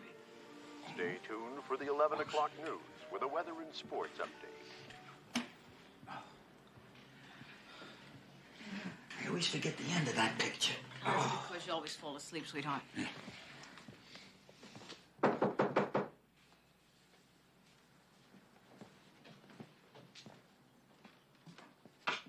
Chris.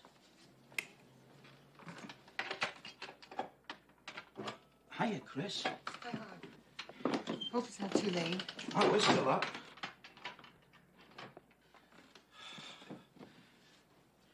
But I'm on my way to bed.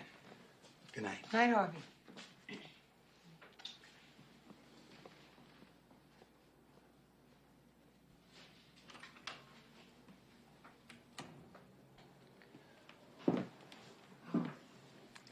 Mary Beth, I came to tell you that I was sorry about this morning. I lost my temper. And your personal life is none of my business.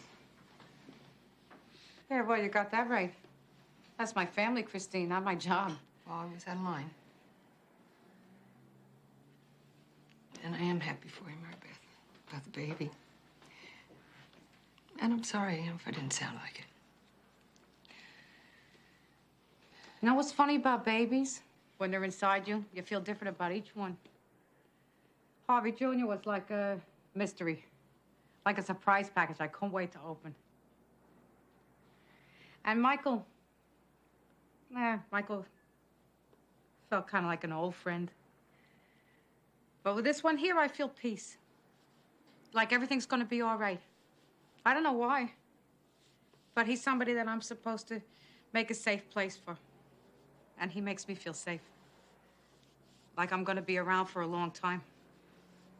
You don't have to explain to me. What? I'm talking about babies. Okay. You want a glass of milk or something? Got any scotch? Oh, sure.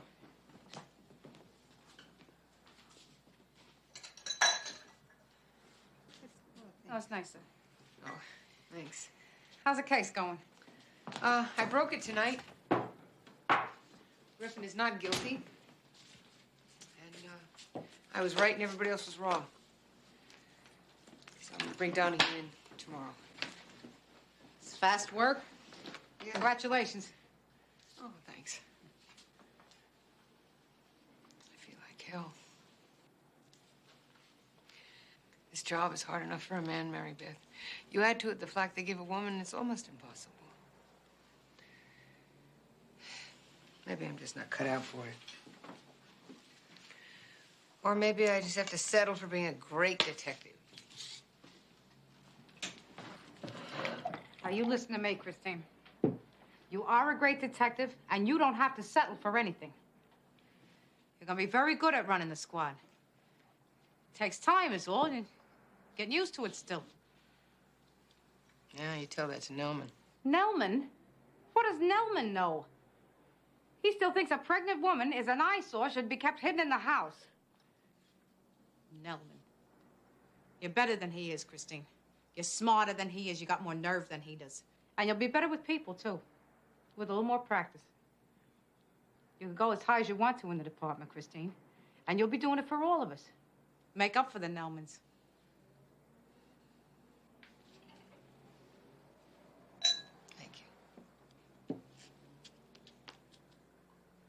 You know, if I gave the Price case back to his Becky, he probably wouldn't even be grateful. Huh? If I let his Becky share the collars with Newman and Carrasas, I bet he wouldn't thank me. Well, Victor's manners are not the best, it's true. Manners? You should have heard him in the squad room. He was rude, he was obnoxious. He got everything he deserved. I'm sure he did.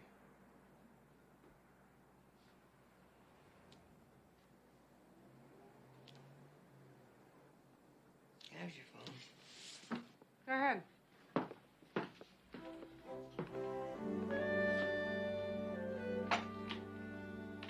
You know how late it is?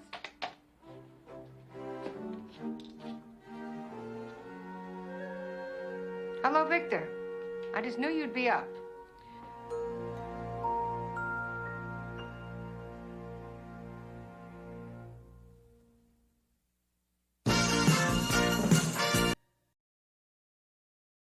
I gave a lot of thanks for this baby. To have both of you now, this baby's a gift. My partners are going from bad to worse, and your baby's just lying there. Now, I know the difference between a false contraction and a real one.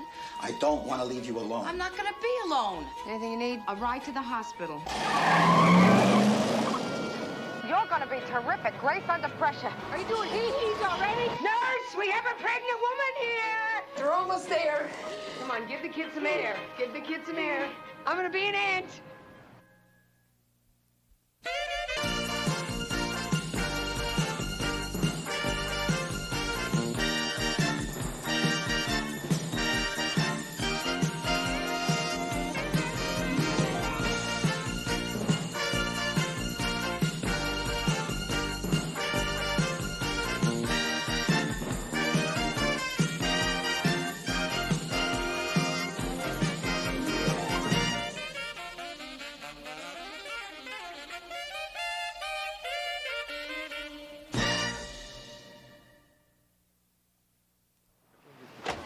Look, I am telling you, I worked this girl for a couple of years. Whatever she tells us is reliable. Believe me. Had enough of it. You're wasting my time, Miss Becky. Look, I'm telling you, Franny knows what she's talking And about. I'm telling you, I've already checked Margulies out. He is clean. There's no way he's in on Sweeney's gambling action.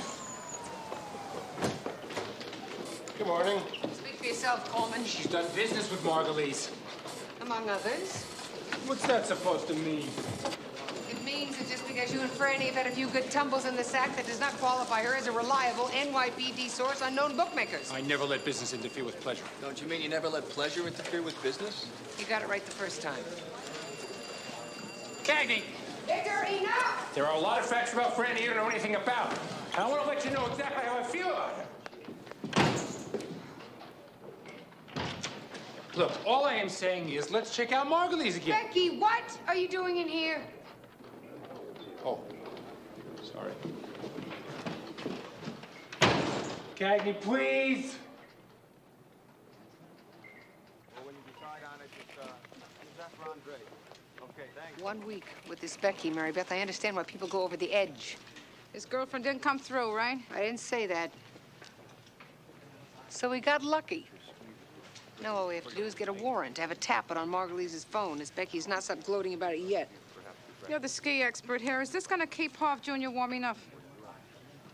Well, it's nothing I'd wear, but it's fine. Mary Beth, are you listening to me? I'm gonna be stuck with him until Petrie comes back from his vacation. My partners are going from bad to worse, and your baby's just lying there. Don't you think it's time for her to come out and face the music? 3 more weeks, Christine. With the boys, didn't you deliver early? Yeah, a couple days, so. So maybe it's closer than you think. It couldn't be just 2 more weeks. Enough, Christine. On the other hand, 3 weeks. I'm sure we'll be here before we know it. I'll tell you, I never felt better in my life. I got my second wind. Of course, this semester break for the boys helps. With Harv Jr. on Hunter Mountain and Michael going off to Washington, D.C. with his grandmother, Harv Sr. and I are gonna have a little 72-hour honeymoon. Mom, look, Mom, isn't this rad? Oh, that's a good-looking jacket, Harvey. Great color, too. How much? No. Your school parka will be just fine. It's very rare, too.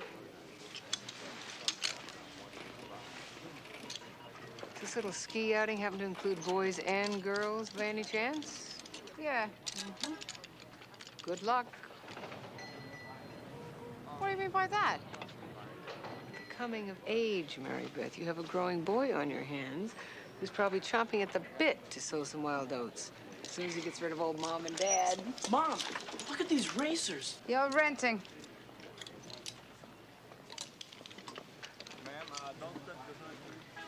This is a very well chaperoned trip. Besides, I trust my son. You can trust him all you want. I'm just telling you, I remember my ski club outings.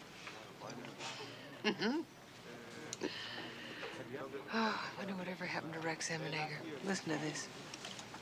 6'2", dark curly hair, the broadest shoulders, and the tightest Mom? End. One of the best tight ends on the football team. Great athlete. Do we have this stuff at home for chapped lips? Too much grease is bad for your skin. This is for my lips. His lips. We'll talk about your lips later.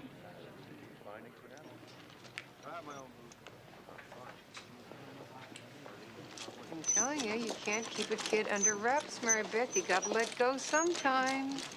Charlie was very smart that way with me. Gave me free rein early. And look how I turned out. Harvey! Let's go.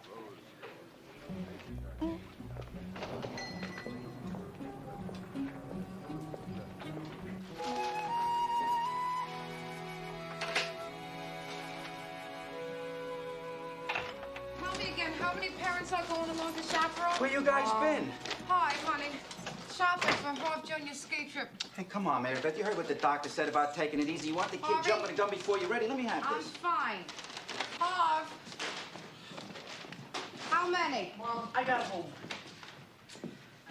Go ahead, ask. What? How'd my lunch with Jake Garibaldi go? Okay, how'd your lunch with Jake Garibaldi go? Great, Mary Beth. Just great. I get that feeling. Oh. Guess who he thinks would be the perfect contractor for the Saratoga Springs job? Oh, Harv. Oh, that's wonderful. Wonderful. Now, he wants me to go up the day after tomorrow to make the bid. You see, that's what worries me. I mean, taking off and the kids and Muriel out of town, you being alone so far along. Honey, it's one day. We're talking about one day. I got plenty of time. We're talking a very important job here. Yeah, it could make the difference in the down payment for the new house. Oh, 3 kids in the family time and couldn't be better. It's okay. Okay. It's fantastic. Fantastic. Wait, oh. Oh. Hey, Charlie, open up!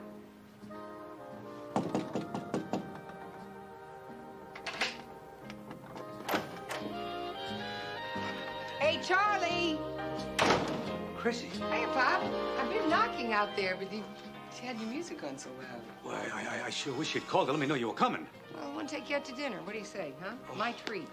Gee, honey, I'm a little tired tonight, huh? Are you? Yeah. Okay, well, we could send out for pizza. What do you say? Pepperoni and onion. Hey, yeah, sure, terrific. Another time, huh? What's wrong with you? You boozing again, Pop? Oh, Charlie. The doctor told you cannot touch this stuff anymore. You drink this stuff, you're gonna die. Chrissy, I am not boozing. Really? I am still on the way. Yeah, that's why I've been getting the bum's rush since I got in here. Chris, it's not the booze. Oh, stop lying to me, Charlie. What do you call this? Honey, don't be giving your dad a hard time. The scotch is mine.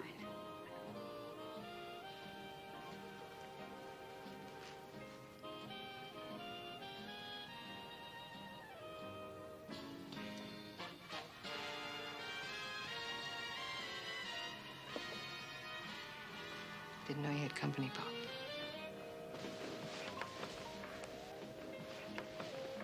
Chris. Sorry, Pop.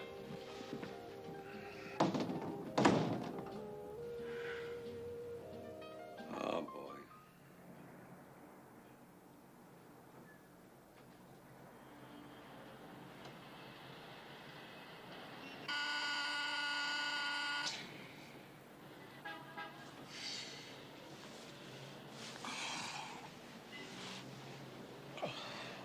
Harvey? How old were you the first time you had sex? Well, what's the matter? It's so long ago you can't remember? Are you reading magazine quizzes again? This is not a difficult question, Harv. 16. Uh-huh. Oh. Your son, Harv Jr., our firstborn, he's gonna be 16 in 2 months. So?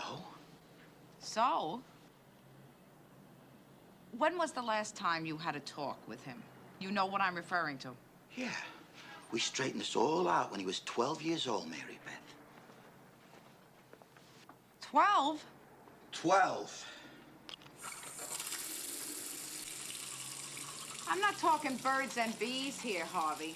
I'm talking actual people. Boy, girl, hormones, nature taking its course. Hormones we talked about, Mary Beth.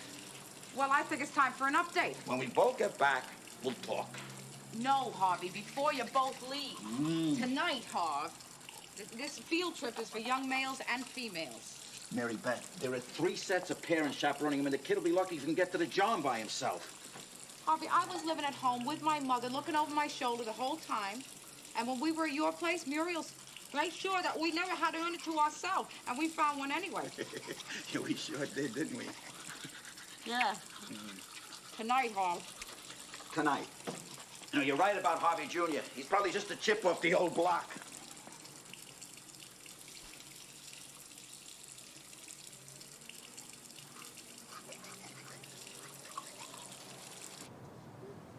What I need to know, Sergeant Cagney, is why should I take the word of your reliable, confidential informer that Mr. Margulies is indeed in business with Mr. Sweeney?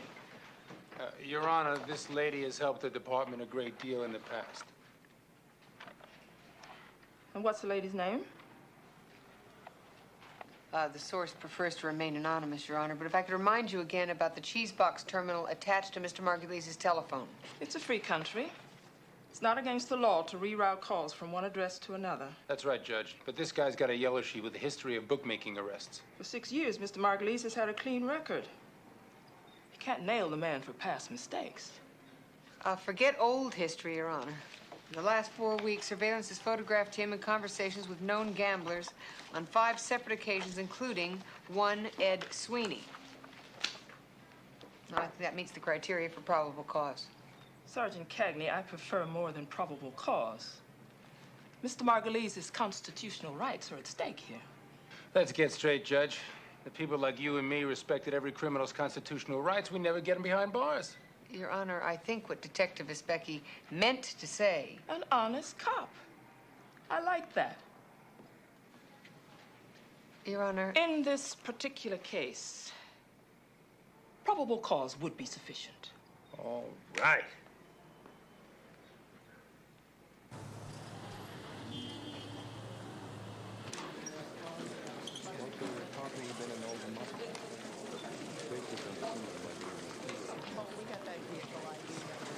Burning the old midnight oil again, huh? Bob, what are you doing here? Hey, just thought I'd come by and take my sergeant daughter out to dinner. Oh, gee, Charlie, I'm real backed up here. Yeah, I guess so. Couldn't get to a phone all day, huh? I left 3 messages. I guess I can wait. Good. I'll have the usual. Ginger ale. I'll have a double. I'm sorry. Make that 2 ginger ales, please. You know, Donna's not very happy about the way you two met the other night. Charlie, I said let's forget it. Hey, Charlie. People seem to know you pretty well here at the old Lucky Shamrock, huh? Oh, yeah, that's Donna. She's a real firecracker, you know. I mean, she likes to paint the town, but she loves to dance. You know, she used to be a rockette. Can you picture that? Me with the rockette? She really likes to let her hair down. Yeah, I could see that. What does that mean? Well, there was a whole bottle of scotch practically gone, Charlie, and since you're not drinking... I told you I wasn't drinking. Well, then it must be very hard for you to be around a woman who does drink that much in front of you. She had 2 drinks, Christine, at my insistence. She is helping me stay on the wagon. Well, it didn't look that way to me. Well, maybe you should have looked a little closer. Thanks, honey. Thank you. Come on, Chris, give her a break. She's a nice lady. She wants you to come to dinner Friday night. I'm busy Friday. Saturday. Charlie, she is your friend. Why do I have to be rubbing shoulders with her? What is the matter with you? Why are you talking like that? It is none of my business if you want to fool around with a woman like that. A woman like... A woman like what? Hey, I was raised by the lady that you married.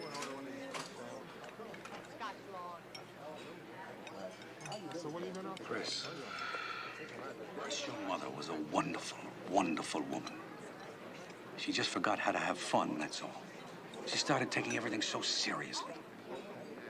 And you're a lot like her in that respect. Donna's different. She may not be Westchester, but I've never had more fun with anybody.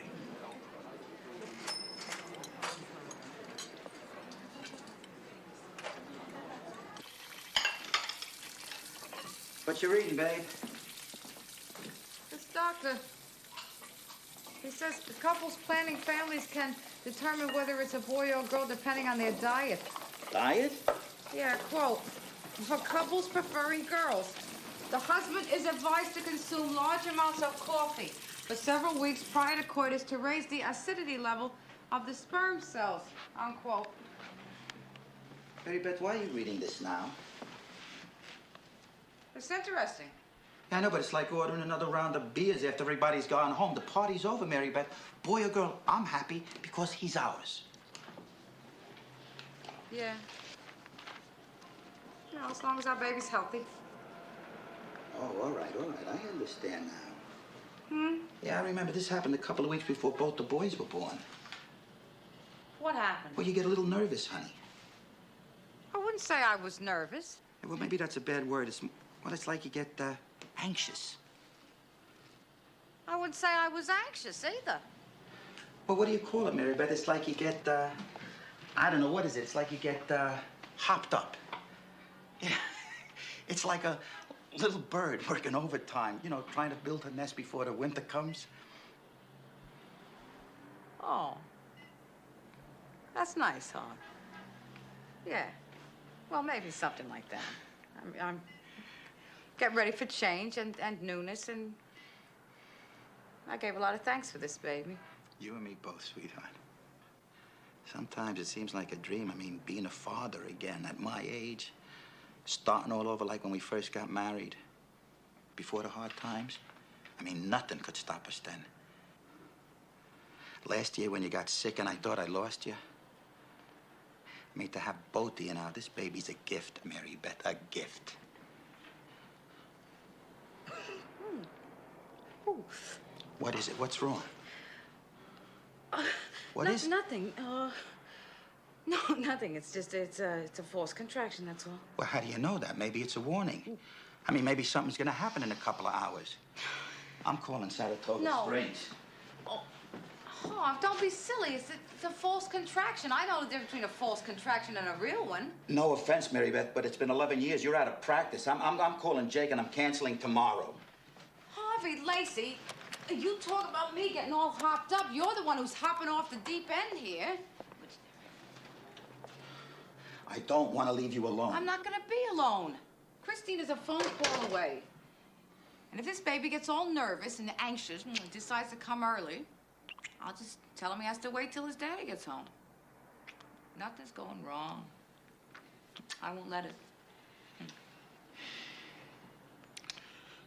You drive me crazy. Yes, I know.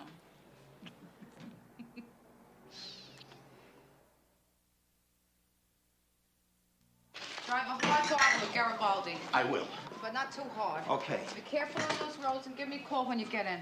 I'll call you, let you know what time I'll be back tomorrow. You're gonna be all right. You and Chris both have the number. Would you quit worrying? We're fine. Okay. Did everything go okay with Harvey Jr.? The talk. The talk. I'll talk to him in the car on the way to the bus. Honey. I promise you. I love you. I love you. Harvey, let's go! Bye, Mom. You gotta have eyes in the back of your head on that mountain. And none of the hot dog stuff either. Mom, I'm not a baby anymore. I know that, sweetheart. Don't you think I know that? Mom, don't worry. I'll be careful. I promise. You do that. Because going down that mountain could be a little scary. Harvey! Mom, I'll miss my bus. Harvey, remember, Harv, the first time is always better when you love someone. Oh, go.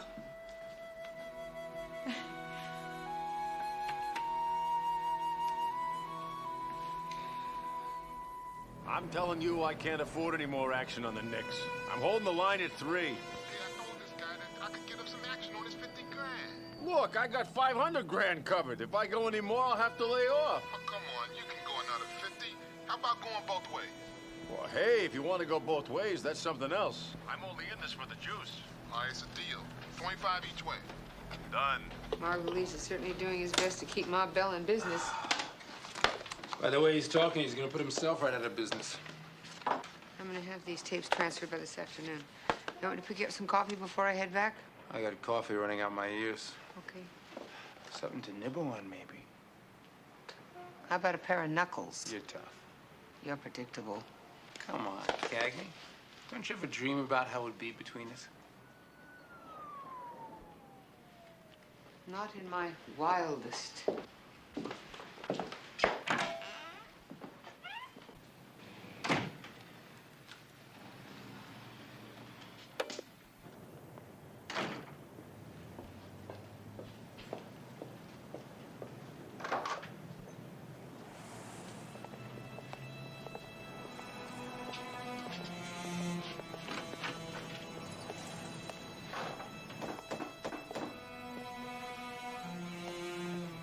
Stay away, huh, Cagney?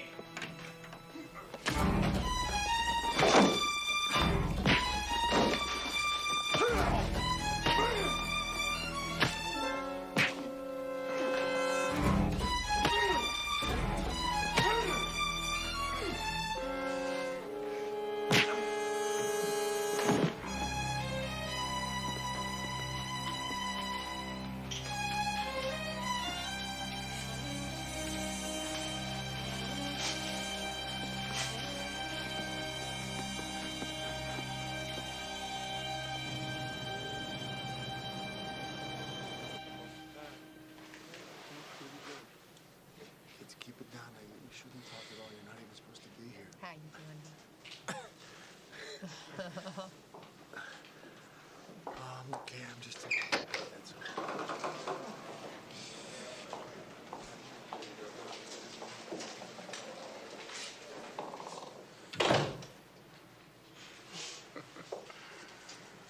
You'll do anything to get a day off, won't you, Specky? These are beautiful. Really beautiful. Well, they have a shop downstairs. They don't have much, but what the hey, I thought maybe it'd cheer you up. Hey, this is the first time any woman's ever given me flowers. Sure. No, I'm serious. All the roses I blew my paychecks on, all the females. Where are they now when I need them? Here, put them in water. Doctor says you're getting out, what, on Sunday? I should have nailed those goons, Chris. Victor, You go easy on yourself. There were 2 of them against you, and they took you by surprise. Forget it. Yeah. A couple of years ago, I could have got on top of him anyway. I was in my prime then. I think we've got a lot of stuff on that tape. I really do. Margulies wouldn't be so hot to scare us off if we weren't moving in close. What do you think? Doesn't seem to mean much anymore. Is that you, Victor? You're not the only cop who's been beaten up in the line of duty. That's not what I mean. When you see your life flash in front of you like I did, it makes you stop and think. That guy's wife and kids have been here all day. That's nice. Chris, you're the only visitor I've had. Except for Samuels. He doesn't count. Why not? Well, bosses are supposed to do that kind of thing. Your mother hasn't been here to see you, Victor? My mother's in Miami Beach with a bunch of her friends. Well, if Petrie were in town, he'd come by. He'd be here. She's got his own family. Like, I don't know, Chris. Maybe Lacey and Petrie, maybe they got the right idea. I mean, being single playing the field is... it seems a lot harder work than it used to be. You're blowing it out your smokestack, Becky. When you're feeling better, you're going to be around chasing all the women and raising hell, just as before. No, Chris. Look, I am pushing 35. I mean, a man my age would like to go home to somebody. See you, Victor. No, Chris. I mean a little girl waiting to see her daddy.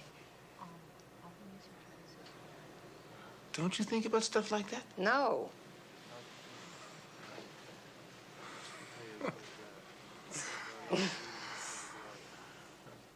I guess I have, once or twice. It goes away. Listen, I'm gonna let you get some rest. I'll see you later.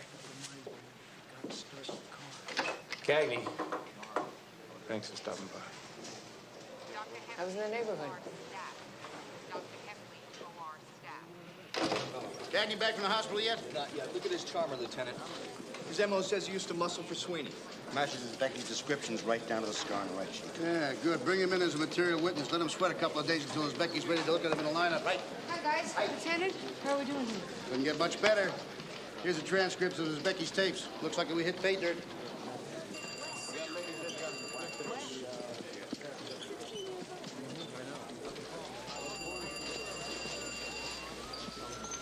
Yeah.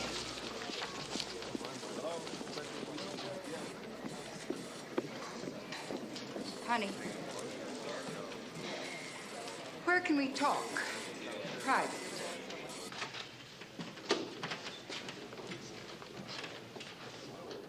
Nice place you got here.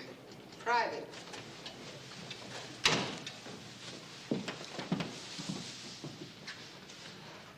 Look, honey, neither one of us is the kind of female who likes to beat around the bush. So I'm gonna get right to the point. When I give somebody an invite to come to my place, I don't like getting the cold shoulder. I explained to Charlie I was busy. I may be a Texas gal from way back, but I've been in the big city a long time. And your dad doesn't buy that story you hung on him any more than me. I don't care what you believe. I see that. What I mean is, I don't even know what you're doing here. You and my father, it's none of my business. Now, that's just what I told Charlie. But he feels different. All I hear from him is my sergeant daughter this and my sergeant daughter that. You're just real important to him. Why else would I be here chewing the fat in a John, for crying out loud?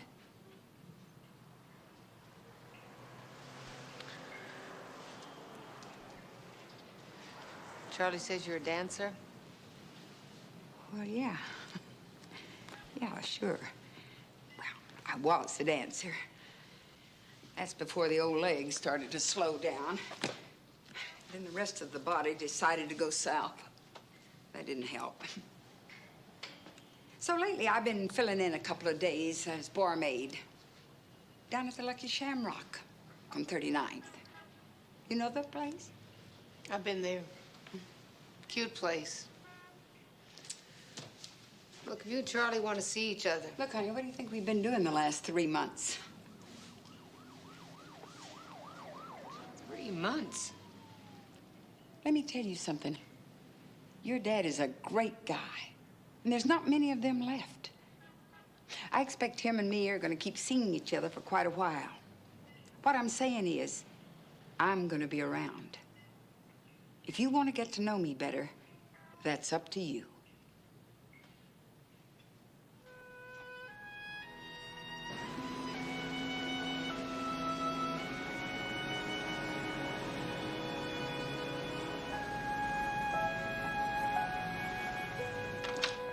Hey. Sorry to get you out of bed so early on a Saturday.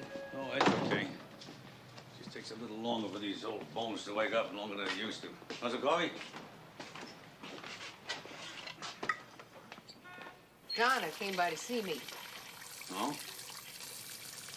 She tells me the two of you have been together for 3 months now. 2. 3. 2.5. That's a long time, Charlie. And this is the first I hear about it. Hey, hold it. You've been very busy, Christine. Oh, You that haven't is had such much a pile of crap. Don't Come you on. talk to me Well, like don't that. play games with me, Charlie. I'm not a little girl anymore. Look, there's somebody that's important to you in your life, somebody that you care about. Well, I want to know. I thought we were family, you and me. We are family.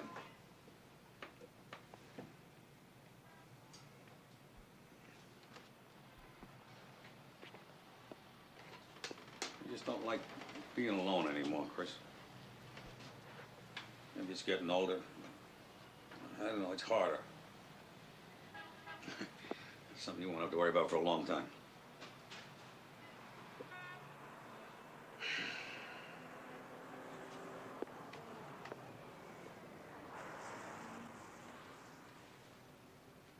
She's okay, Pop. Yeah? Yeah. She thinks you're terrific. And I think you're terrific, Chrissy. I love you too, Daddy. I just don't want you to hide anything from me. I don't want you to shut me out, please. Okay, you got your camera? Right here. And you got your warm jacket? I'm wearing it. Right. Now, listen, hey, remember your manners. You're gonna be in the nation's capital.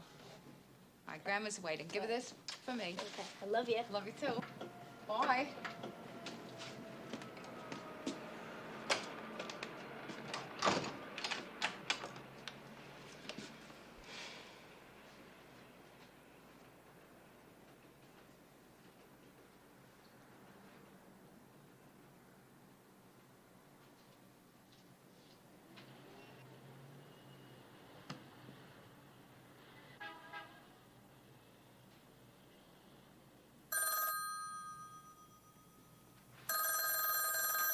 Hello?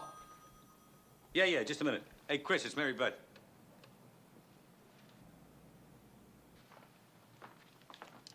Hi, Mary Beth. Everything okay? All things considered, I couldn't be better. Oh, that's good. Is there anything you want me to pick up for you? Anything you need? As a matter of fact, Christine, yes, there is. A ride to the hospital would be very nice right now. The hospital? The baby? Happy birthday. I'm on my way. Pop, I'm gonna be an aunt. Happy birthday.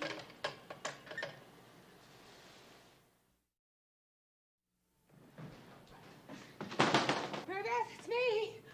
Hey. I'm here. Okay, hang on. Hang on. Hey. How you feeling? Feeling okay? I don't want you to worry about a thing, because I got everything under control here. All right? 27 minutes from Brooklyn to Queens. I'm impressed, Christine. Yeah. You'll need a bag. Right here. Oh, great. Okay, I'll call Harvey. Now, I called him about an hour, 14 minutes ago. He's on his way. Oh, terrific. Okay, I got that handled. Okay. Okay, what else? What? It's Harvey's bowling trophy. It's, for my breathing concentration, remember? The focal point. Oh, yes, that's right. Okay, now we got it. Wait a minute. Don't you touch that.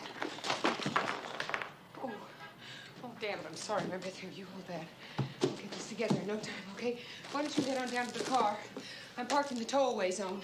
Wonderful. All right? Don't you worry about a thing, because I've got everything under control here. I can see that. Yes, sir. Okay. That's it. Emily's perfect now. Just perfect. That's it. All right. Good.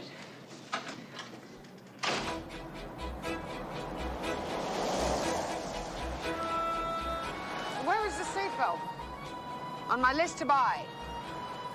Well, perhaps you should do that tomorrow, Christine. You are in violation of a state law. Yes, Mary Beth. Will you put the top up, please? It's in the garage. You want me to go back and get it? Oh, no. No. Fresh air is, it's good for the complexion. You sure? Chris, the way things worked out with Hob and them being out of town, that's the only reason that I had to involve you. Hey, Mary Beth, come on. I've never had one of my own, but that does not mean I'm not going to come through this thing with flying colors. You got enough babies on your hands right now, but I am not one of them. Gee, where you're driving here, we'll probably beat my doctor to Lexington General. Lexington General? That's in Manhattan. This is true, Christine. I thought we were going to Elmhurst in Queens. Well, I was, but then because of my other checkup, they wanted me to see some specialist across the bridge. Well, all I can say is it's a good thing I asked. Yes. Good thing I mentioned. Okay. Hold on.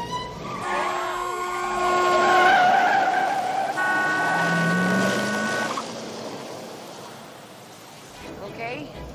Okay. Good girl. How you doing? Oh, I'm doing great, Mary Beth. Of course you are. There's not a question in my mind about that. You're going to be terrific. Grace under pressure. Oh, gee. Liz. What's the matter? Is there another contraction? No. I'm freezing. Oh. I thought you were having trouble with your contractions. No. They're very normal. Okay. Normal and getting closer.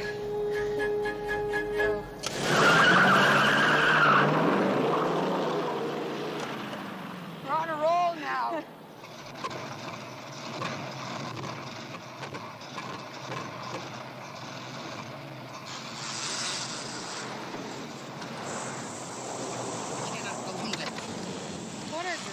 What's the matter with it?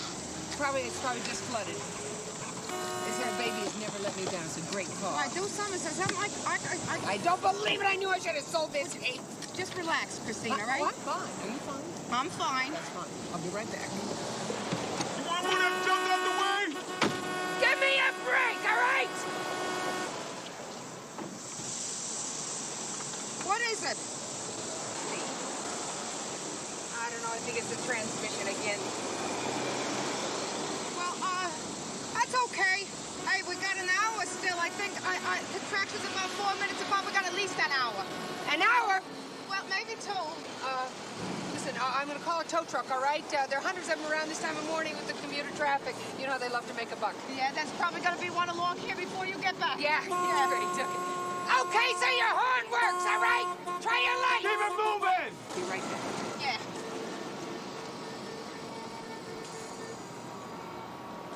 Oh, what do you say, little baby, huh? Let's wait for Daddy, all right? He's on his way. He's probably on the Henry Hudson Parkway right now. On his way. Henry Hudson that's not bad. Henry Hudson Lacey, not bad. Oh, God. Oh, my God. How long? I can't wait that long. All right. I'll wait.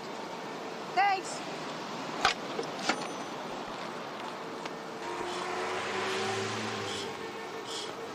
Tow truck's on its way. Are you doing hee-hees already? I thought I practiced. Save your strength. It's too soon to be doing hee-hees. Huh? Just slow, even breaths, Mary Beth. In. Out. In. Out. Perfect. In.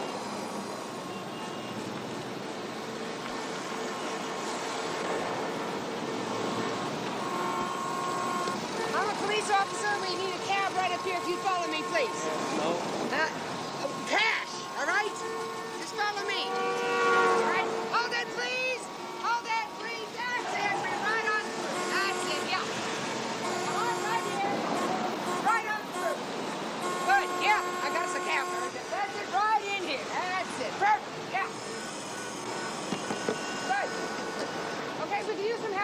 Thank you. Okay, stay right there. You let the man know. Okay. Thanks a lot. It's your lucky day, lady. Yeah, you put it full of You got some luggage or what? Yeah, one suitcase, that's it. Really nothing. Thank you very much. Okay? Okay. Easy. Yeah. Okay, here we go. Great. Oh, yo. Hey, not me. What do you mean, not you? Hey! Hey! I got your number, pal! You can kiss your license, come on! Got the number? Durbin, sit down. Just I don't want to back sit down. Would you I want to stand. I'm writing down his number. What is it? C? 3C. 3C. 42. 4. Yeah. 2. Right. Oh, And when you sit back, what is it? No. What's wrong? Another contraction? Yeah, sit down. I'm going to stand for this one, okay? Okay. Hold on. Okay.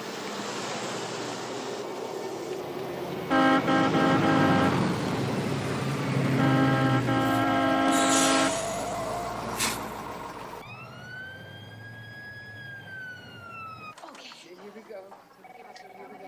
Nurse, please. Okay. Thank you so much, Mr. Billy Joe Jackson, ma'am. Mr. Jackson. Thank you so much. Yes, thanks a lot. Thanks a lot. Good luck, little lady. I hope it's a boy. No, we have 2 of those. Hope for a girl now. Okay. What? Oh, take it easy, breathe. Nurse, we have a pregnant woman here. Maternity is 4. Maternity's 4. Right. There we go. Okay. We're almost there, Mary Beth.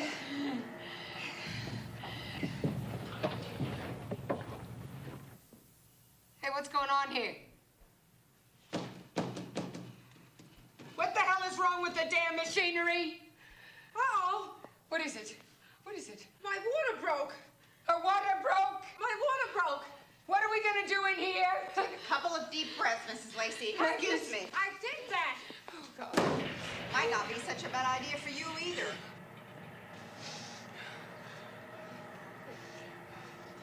Yes, perfect.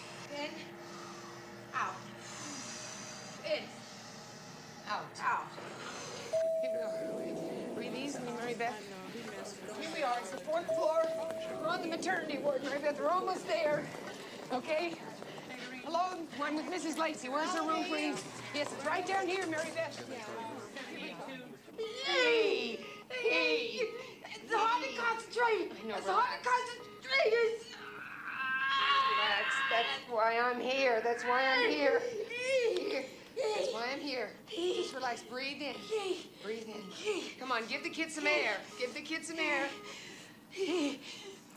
That's it. Give her some air. Give her some air. She needs you now. Give her some air. Deep breath. That's it. Relax. Okay. I'm here, Mary Beth. I'm here. Hi. Thank you, Chris. And my heart. My baby. How are you doing, sweetheart? You doing all right? Yeah. Oh, my baby. Yeah, this one's something else. Yeah, just like his mother. Need anything, babe? Huh? You. Me? You. You got me. Hey, Yeah. easy. Yeah. Okay. Okay. Okay. Very good. Oh. Okay. Okay. Okay. Good. Hey. Oh, baby.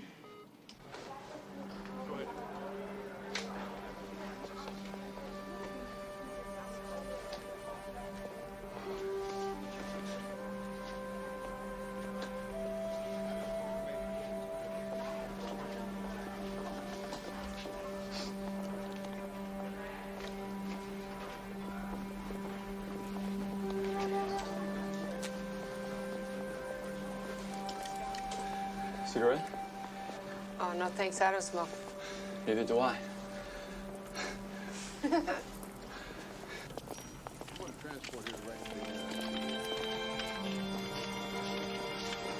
Relax your eyes, sweetheart.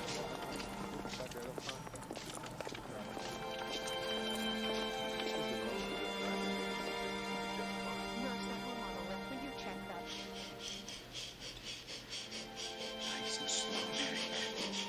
Slow, sweetheart. No, baby. Slow, honey. Honey, relax your hand, my sweet.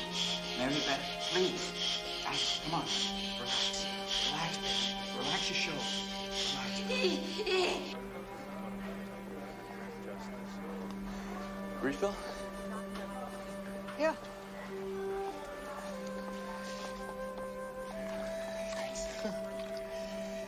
You're first? Yeah. Me too.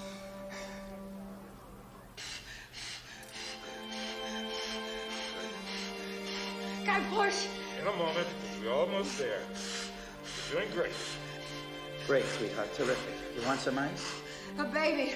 That's all I want. Fine, cesarean. I wanted to be in there with her, but what can you do? Mother Nature. She's a tough lady to second guess. Yeah.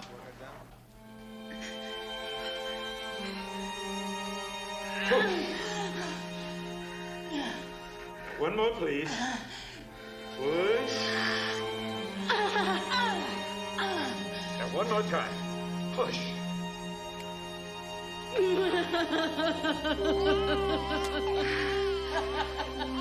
did it, Mary Beth. You did it. We did it. Let me see that baby. Let me see that baby.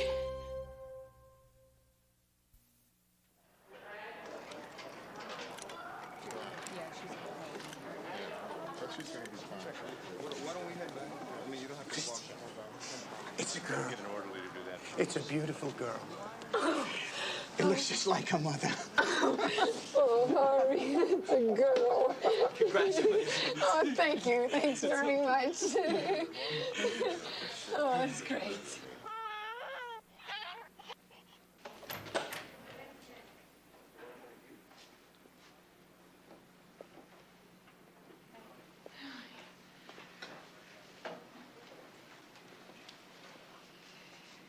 Oh, my daughter beautiful? She's beautiful. Look, she's got Harvey's ears. See? And she's got a dimple in her right cheek, just like Michael. Yeah. And the mouth is just like Harvey Jr., see?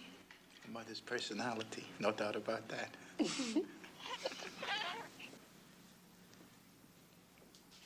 Also, she has all her fingers and all her toes. Oh, she's perfect. She's so perfect.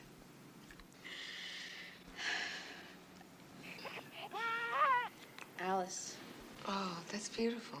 That was my mother's name. Oh, Alice is nice. Alice, I want you to meet a very special lady. Yes. This is the lady that made sure that we arrived safe and sound. Yeah, I don't know what we would have done without her. This is Sergeant Christine Cagney. This is Alice Lacey. Hi, Alice. Yes. This is Miss Alice Christine Lacey. Thank you. Oh, baby's got to have a good name to live up to.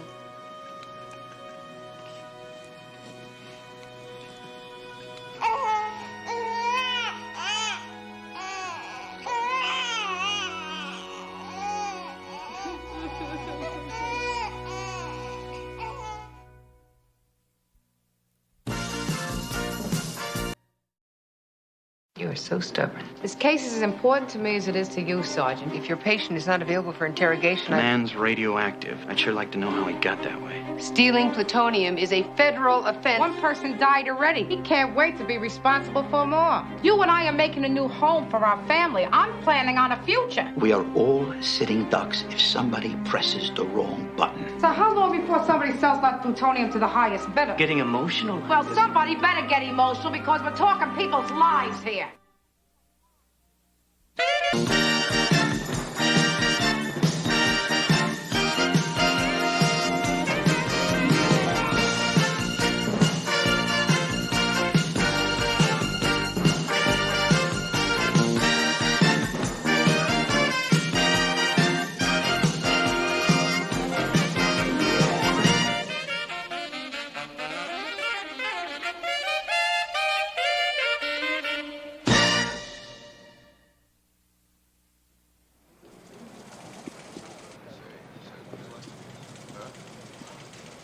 see. I guess it was about...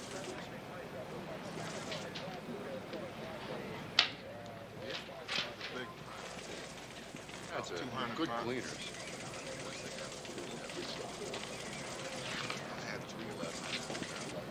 No, Dr. Stanley, not since you called this morning. Yes, Dr. Stanley. Mm-hmm. We still have the number at the university and the lab. Physics department, right. Right.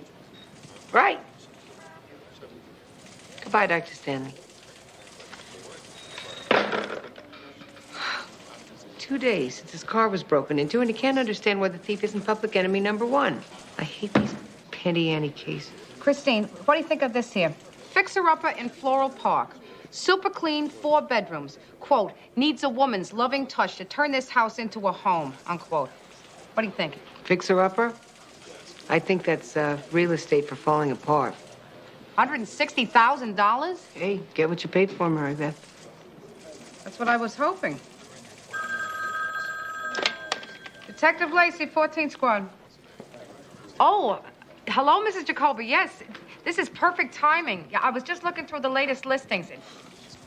I'm telling you, Marcus. Fresh Meadows. Meadows wrong Oh, we do know the neighborhood, yes. It's too sexy. Yes, I... Victor, this is a second honeymoon.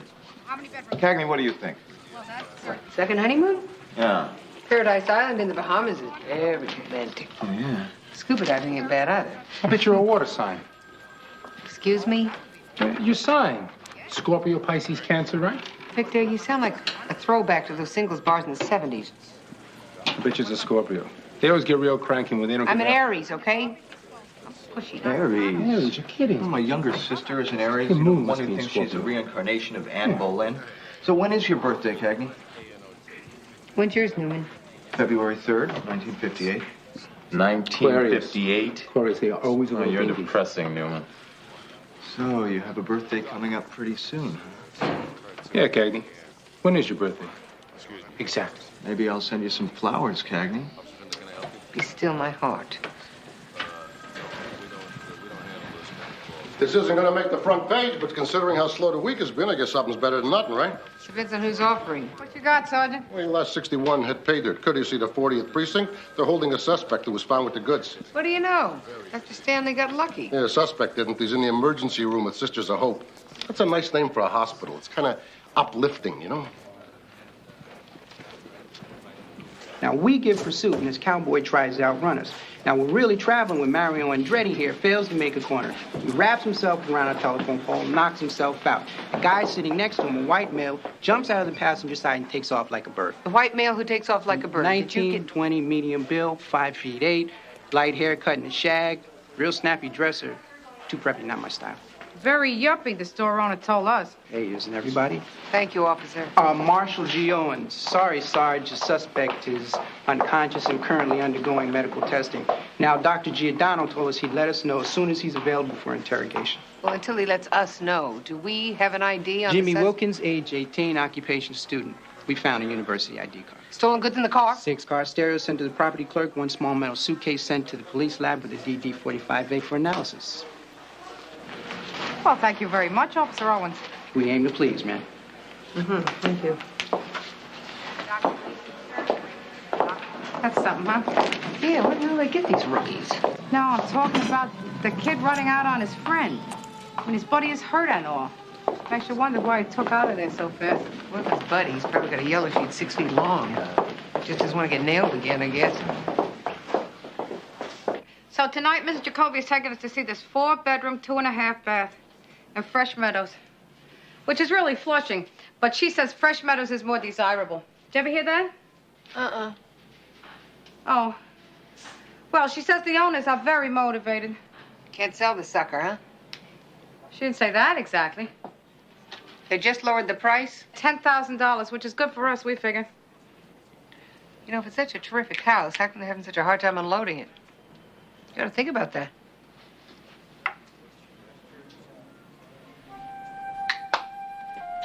Mary Beth? Think I'm getting crow's feet? You? Of course not. I mean, right here.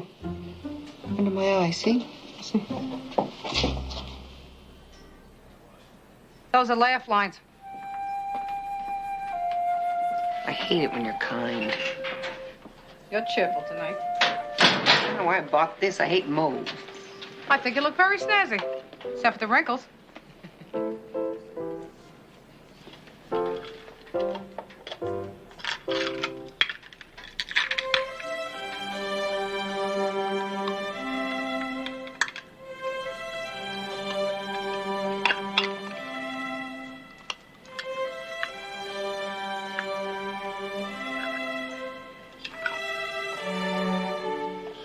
What do you think?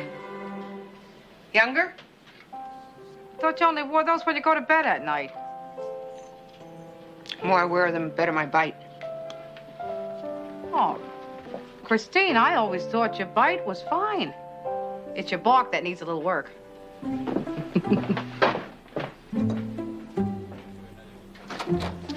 Almost funny, Mary Beth. Almost.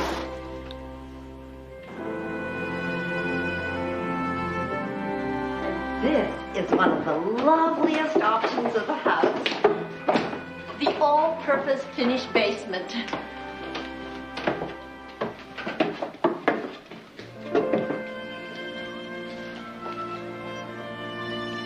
Solid linoleum floor. There's even a little guest bathroom. Oh, look, it's a marble sink, look. And there is plenty of room for Harvey to build a patio in the backyard without hurting the maple tree, so that we can barbecue in the summer, like at Brian's house. Well, not exactly like Brian's house because there's no pool, but there is a bathtub and a shower. And I'm not talking about a shower over the bath. I'm talking about a separate stall shower with these tiles, Christine, and wait till you see the breakfast nook. Well, I don't know, Mary Beth. This sounds like Fresh Meadows' answer to the palace at Versailles. Yeah. So you and Harvey are gonna make an offer or not? We already did. Ah! Yes! Oh, yes! No, oh, yes, that's no, great. No, wait, but they still don't accept. I mean, they could say no. Yeah. Or they could make a counteroffer, which they may do, because we came in under what they were asking. Yes. On the other hand, like Mrs. Jacoby says, these owners are very motivated. Yeah. We've got kind of an unusual situation here. We understand that Mr. Wilcox is still in very serious condition, Doctor. Yes. Well, more serious than we thought. But he has regained consciousness. Briefly, but he went out again about an hour ago. I went over the lab tests with pathology to make sure we didn't make any mistake. They say there's no chance of an error. The nurse said that he has a cerebral hemorrhage. Inoperable, yes. But that's small time compared to this baby. Wilkins has plutonium in his bloodstream. Sir? The man's radioactive. I'd sure like to know how he got that way.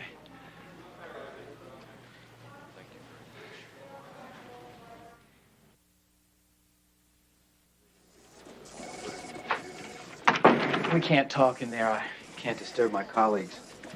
Well, Dr. Stanley, I could understand why they'd be disturbed. Hearing about the burglary my partner means. Did you find my suitcase? Yes, we did. The thieves had broken into it, and those papers, your vital papers that you were so concerned about, they're gone. But guess what the pathologist did find when he examined that suitcase of yours in the lab? It's contaminated with plutonium. So's the kid who stole it. Dr. Stanley, you neglected to tell us you were transporting plutonium.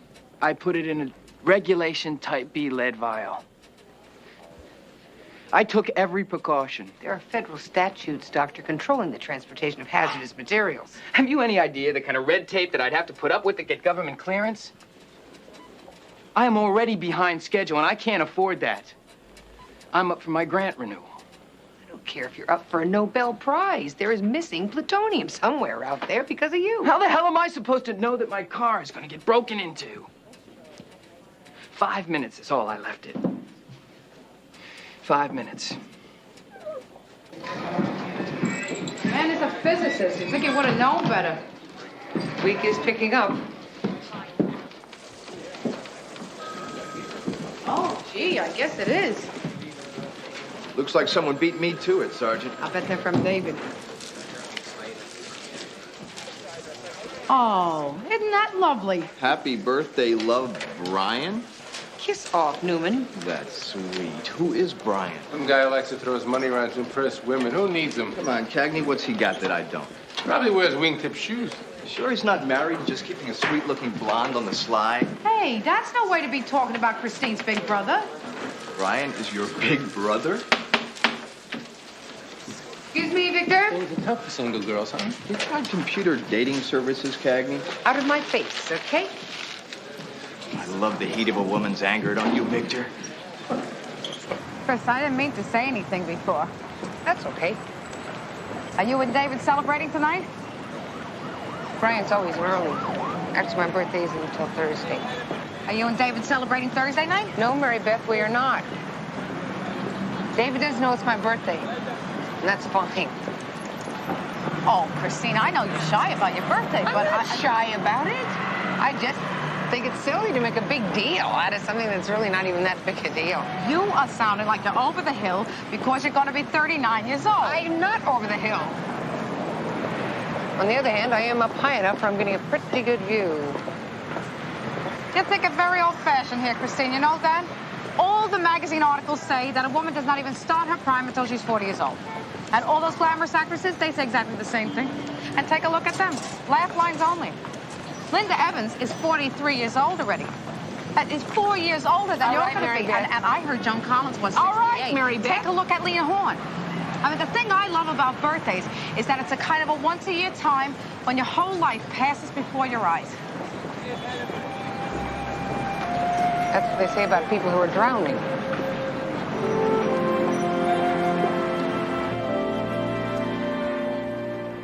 And Agent Hornby would like to assist us in every way possible. Any plutonium theft, of course, falls under federal jurisdiction. Normally, we work in conjunction with NEST. NEST? Nuclear Emergency Search Team. But according to the documentation that you brought back, certifying the small amount of plutonium missing, I think we can handle this among ourselves, don't you? No doubt in my mind. We'll do our best, sir. Good, good. We'd like to take advantage of the expertise of the local police department. No question you have information sources we don't. Can't argue with that. As Lieutenant Samuels knows, we like to maintain a very low profile. I prefer to work behind the scenes as discreetly as possible. We know that, Agent Hornby. We've all worked with federal agents before. Sir, exactly how are you going to assist us, sir? I will observe and analyze your investigation, making pertinent suggestions when necessary. What you're saying is you want us to be your beard. That's one way of looking at it, Sergeant. Cagney. Of course. I won't forget that again. I think we all understand each other here. Now, presuming these thieves didn't know what they had. Excuse me, sir, but we figure they must have. From the papers that Dr. Stanley said were in the suitcase. Why else would Wilkins' partner have taken the time to grab the vial? He was being chased by 2 cops. Then you'd better find his accomplice and determine what he intended to do with it. Pertinent suggestions? Give me a break. Christine, he might turn out to be very helpful here. How many cases have we had like this? So it's missing plutonium. So what? It's the same procedures. Can't let it intimidate you, Mary Beth. Uh-huh. Detective Lacey, 14th. Yes, Dr. Giordano. He's conscious, but he's still in critical condition. You're going to have to make it brief. The plutonium poisoning made his condition a lot worse, huh? No, not yet anyway. It moves a lot slower than that. But with the kind of dosage he had, the plutonium will catch up with him, all right? Is it fatal? We're talking lung cancer first anyway, maybe bone cancer too. First his weight will drop, and then he'll start coughing blood. Do you have any idea how he contracted this plutonium? He snorted it. Dear Lord. Silvery white powder, he said. I guess he was already coked up when he tried it. The ultimate high, huh? His family's in here with him now.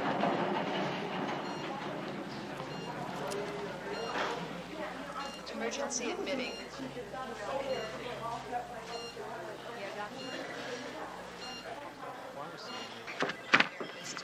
ICU.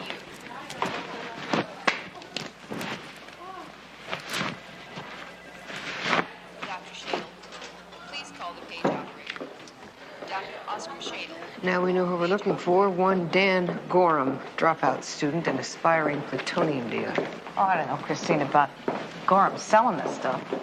And what that kid said about Gorham, the guy who sold anything. They were on the way to meet a fence when the car crashed. Shape Wilkins is in. I don't think he's lying. Figure that, kid. Parents are uptown people. They care about their son. I mean, anybody could see that. What makes a boy with everything start breaking into cars?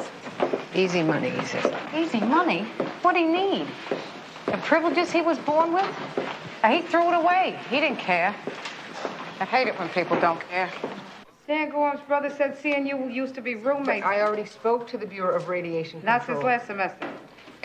Yeah, they told me that the Nuclear Regulatory Commission... Thank you very much. Yes, I do understand it's after hours, but if could... Hello?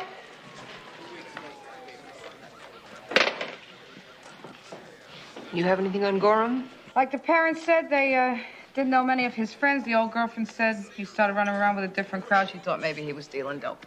Nope, just plutonium. Bigger profits. We don't know that.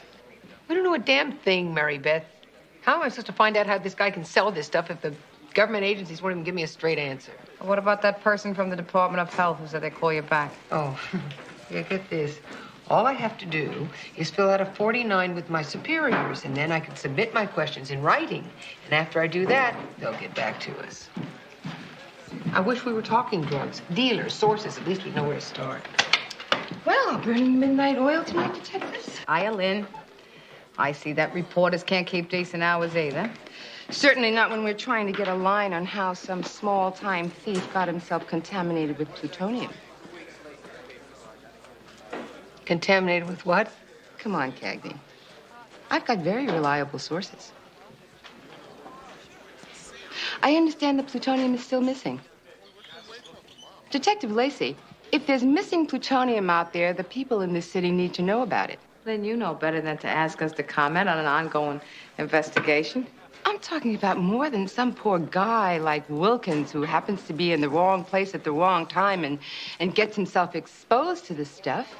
Do you have any idea what you've got? Look, I'm quoting here. There is a shortage of plutonium available for the construction of nuclear warheads. That tells me there's quite a buyer's market out there. You've got your major powers. You've got your terrorists. You've got your enterprising extortionists. Maybe a crazy college kid with a genius IQ. I think you've been watching too many James Bond movies, Sutter. Do you know how much plutonium ends up being unaccounted for every year? I'm sure you're going to tell us. I wish I could. I'm a hotshot reporter with a major metropolitan newspaper, and I can't get the facts. Nobody is talking. Now, this stuff ends up somewhere. I'd sure like to know where, wouldn't you? Great, Sutter. Why don't you go on and save the world and just let us do our job? From what the doctor told me about radiation, Wilkins was lucky he didn't make it. What are you talking about? He died. An hour ago. Why the hell weren't we notified? Well, maybe you should get permission from the federal authorities to check it out, Sergeant. From what I hear, they're the ones running your case so far. Agent Hornby, we did not give any information to the press. So where did the leak come from? You and your partner both listed plutonium contamination on the original 61. So obviously the press has an informant on the NYPD payroll. I'd like to know your source to make that assumption. Then where did the leak come from? How about the hospital? The press knew about Wilkins' death before we did, for crying out loud. I don't have time for conjecture. I'm looking for results. You want results? Good idea. And why don't you use some of that federal clout of yours to get us into the Nuclear Regulatory Commission? And I thought you had everything under control, Sergeant. Guess not. I'll get us an appointment this afternoon. Lieutenant, please impress upon your detectives the requirements of the agency. No problems, no publicity. Otherwise, we'll have to re-examine our cooperation with the NYPD. Agent Hornby, let me impress upon you that my detectives know how to do their job.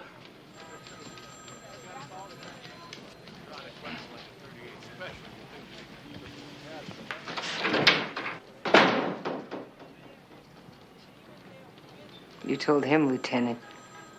Isn't there someplace you gotta go to, Sergeant?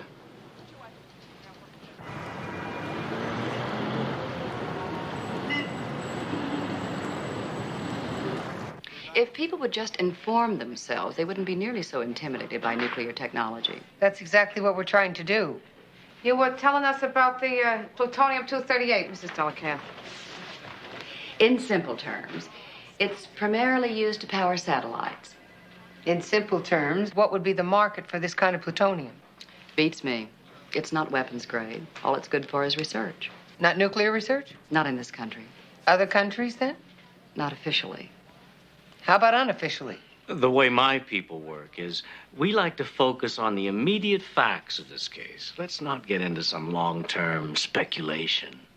I would like to hear what Mrs. Delacath has to say, sir. Look, it's no secret. There are a number of foreign nations eager to expand their knowledge of nuclear technology. Build their own bomb, you mean? It stands to reason. They'd be in the market for any plutonium they could buy. By the time they find out it isn't weapons grade, it's too late for a refund. We're going off in a direction that's very unlikely. But the plutonium-238 itself is harmless. I wouldn't say that. Accidents could happen if the wrong people got hold of it. The wrong people? Terrorists. Well, even this kind of plutonium could be added to a standard TNT bomb to engineer some sort of radioactive fallout. All sorts of possibilities for demented minds. We really don't have time for this kind of speculation. You come in here taking my time, Agent Hornby.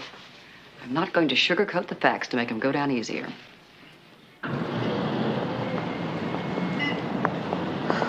Pounding the pavement with Hornby breathing down her neck and not a damn thing to show for it.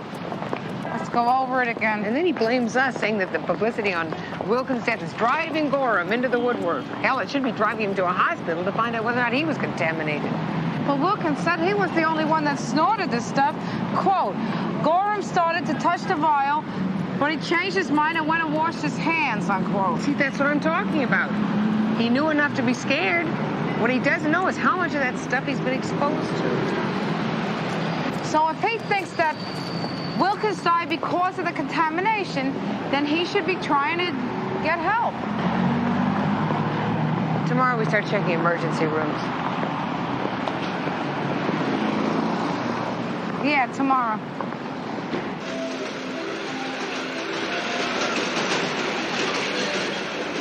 I brought you here for the best fish and chips in Coney Island, not corn dogs. It's my party. You know how many times you used to ask me to bring you down here on your birthday when you were a kid? A lot. Oh. After we finish, we'll go to Maury's and shoot a few games of pool, just like the old days. Maury's? Mm-hmm. I didn't even know that was open anymore. Are you kidding, Maury's, where I taught you to shoot pool? Come on, it hasn't been that many years. Seems like it sometimes. Rough week at work? It's not an easy case. Can Samuels give you some backup? The backup I have, I'd like to get rid of.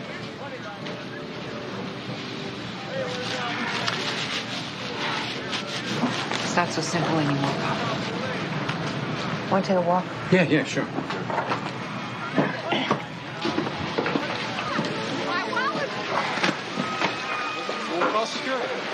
It's not like the good old days, Charlie, when you used to bring me down here. Oh, honey, it wasn't simple then either. You were just a kid, that's all. You didn't know any better. Now that you're grown up, it's a whole different world. Yeah. Sure feels that way. Hey, happy birthday, baby. Thanks, Charlie.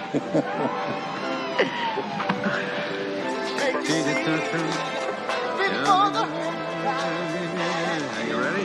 Yeah. Here we are. I don't believe it. When did they put this thing in here? Oh, you must be disappointed, Chris. I don't know, Charlie. You always said we should keep up with the times. Tell you what, I'll challenge you to a game of Pac-Man. Yeah, it's my birthday, girl. You're on. What the hell is Pac-Man? I'll show you.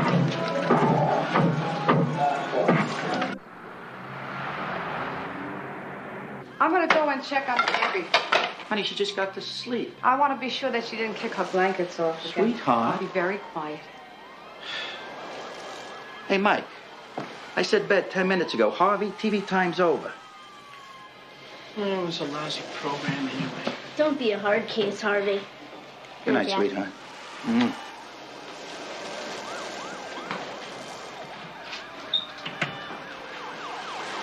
So peaceful. It's amazing the way she can shut the whole world down. Good night, Mom. Right, sweetheart. Hey. Want to say goodnight to your mother? What, you think because you're 16, you're too big to kiss me goodnight? Sorry, Mom. Come here. Good night.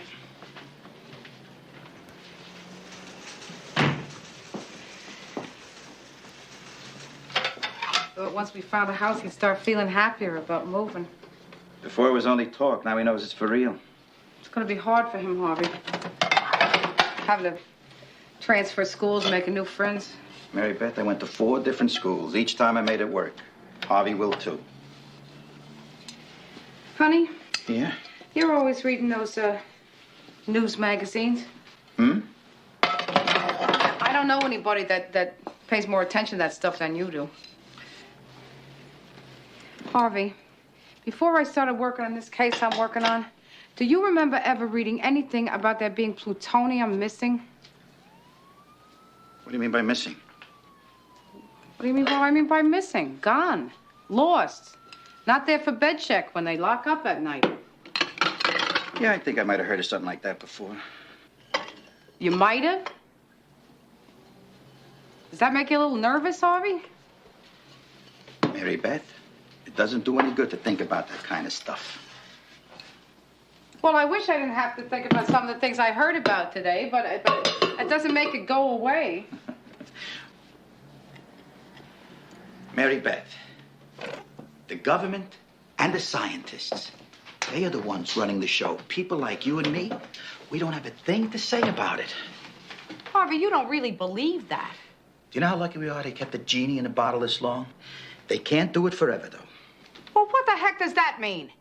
You and I are making a new home for our family. I'm planning on a future. Mary Beth, we are all sitting ducks if somebody presses the wrong button. It is a fact of life, just like babies being born.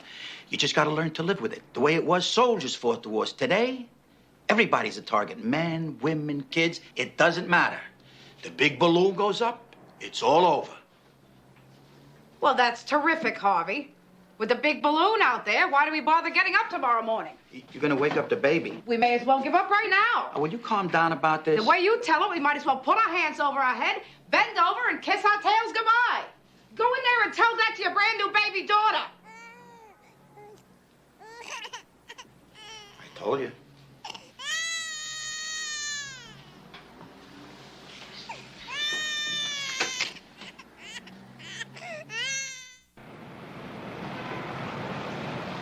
I'm telling you, this is our best shot. We've combed every emergency room from the Bowery to Washington Heights, and there's nobody that comes close to Gorham's description. We still have the west side to cover, sir. Not on my time. Ladies, it isn't working. So what, we go back and show Gorham's picture to every panhandler on 42nd Street? You're reliable informants, Sergeant. Let's see how reliable they are. Our informants do not know the street value of plutonium. Hell, they don't even know what plutonium is. I'm not interested in a wild goose chase here. You're not interested in anything. Sergeant, if your local resources keep coming up dry, then maybe it's time to take a new approach with a new team. Do you love it? We do all the legwork, and he takes the credit with the brass in Washington. No one's going to take any credit for anything until we find Gorham. Yes, sir. With the publicity on Wilkins' death, I was sure that he would come Publicity on Wilkins? You know, Cagney, that's where we've gone wrong. It should be targeted at Gorham. If he didn't care about his buddy, then Gorham might come crawling out of the woodwork if he thought that he was the one that was contaminated. Well, I think it is our duty to alert Gorham that he should definitely seek medical attention. The 6 o'clock news in every newspaper, as soon as possible. What did I start here? What, Lieutenant? What, using the press to smoke out a perp? You said it. We've done it before. Yeah. Not when the federal authorities have instructed us to keep a low profile. Mary Beth, Hornby has been using the 14th like errand boys, coming in here, running us around, telling us what to do. I resent it. Cagney, come on. You're a professional. When are you finally going to learn that you got to work with the powers that be? Well, Lieutenant, you said that he could steal this collar from us anytime he wanted. Yeah, he can do that. Sir, I think that Lynn Sutter may be interested in helping us here. Think so, huh? Yes, sir.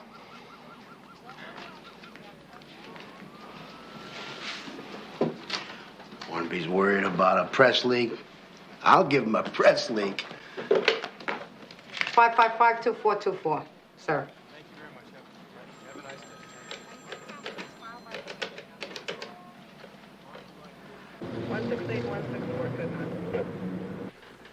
What time do you have? 6 minutes later than the last time you asked me. That late edition came out 3 hours ago. What do you want to do? You want to notify all the ERs and clinics in all the 5 boroughs again? Why don't you go on home? Huh? I'll call you if something comes in. Oh, I told Harvey it'd be a late night when he called. You sounded so anxious is all. So go home. This case is as important to me as it is to you, Sergeant. It's silly for the two of us to be sitting around here waiting like this. So you go home. You are so stubborn. Look who's talking. Tell you what. I'll flip a coin. Heads, I stay.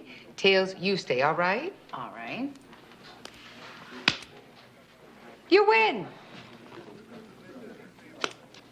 Does that mean I stay? No, it means you go. Christine. Mary Beth, Harvey's waiting.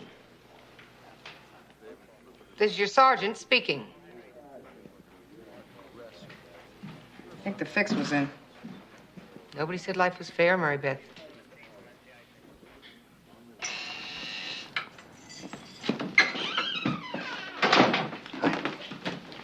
Congratulations, Mrs. Lacey. Let me be the first to welcome you to your new residence in Fresh Meadows. We got the house. I made them an offer they couldn't refuse. Oh, Harvey, I can't believe it. Oh, baby. I can't believe it. Our own house. Our own house. Oh, you know what Mrs. Jacoby calls it?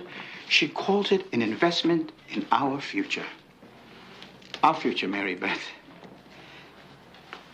Here's to our future. You know the first thing I am going to build, Mary Beth? I am going to build a backyard barbecue, and then I am going to build a tree house for Michael, and then I am going to build a sandbox for Alice. How's Harvey Jr. doing with the news? Not terrific. In fact, I think he would probably be glad to see his mother right now.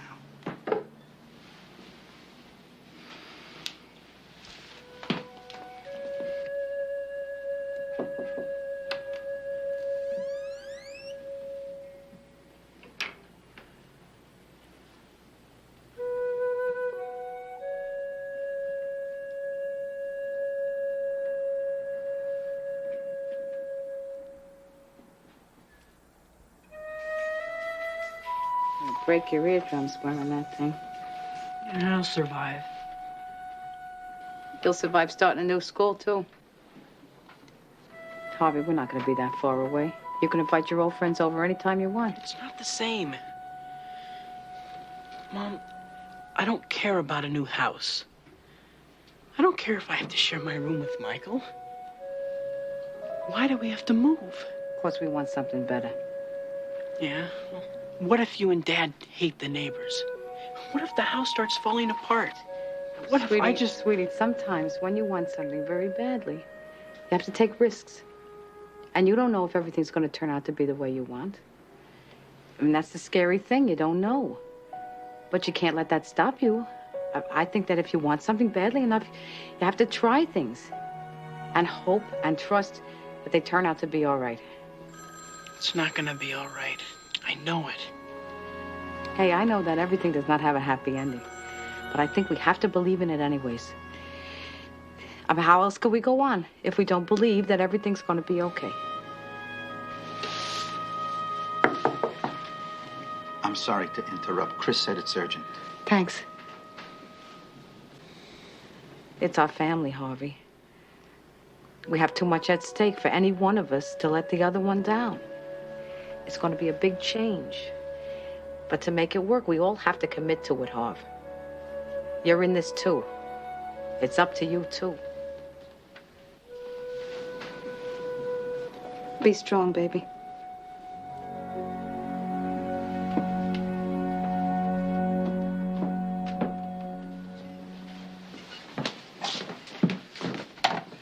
Yeah, did you get anything? People's Free Clinic on West 23rd Street, Mary Beth.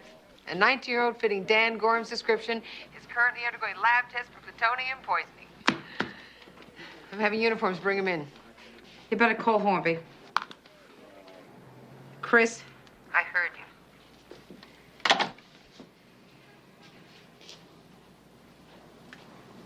I love you. Love you.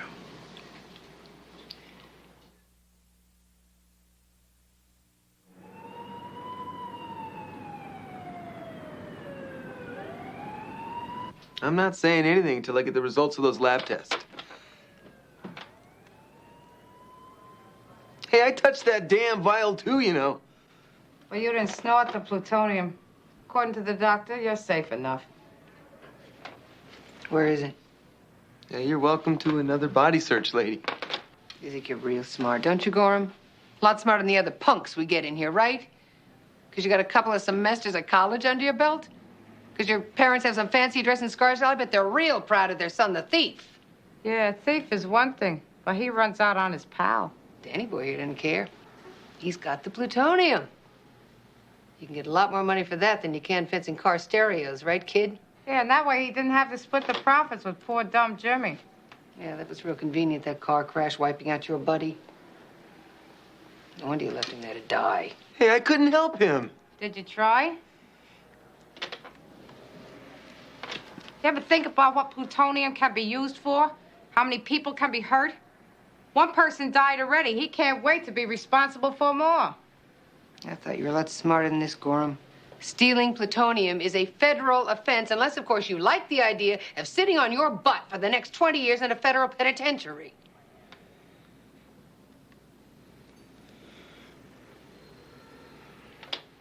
What's in it for me? Less time, maybe. That's not enough.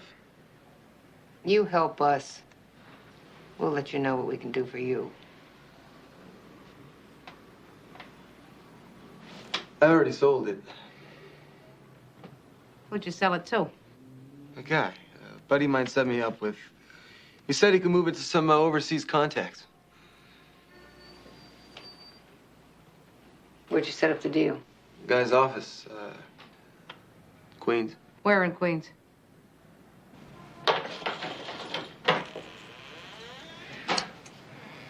There ain't been nobody in this place in over 6 months. Looks it. I told you this place was a dump. Look, this is where I met the guy. I swear it.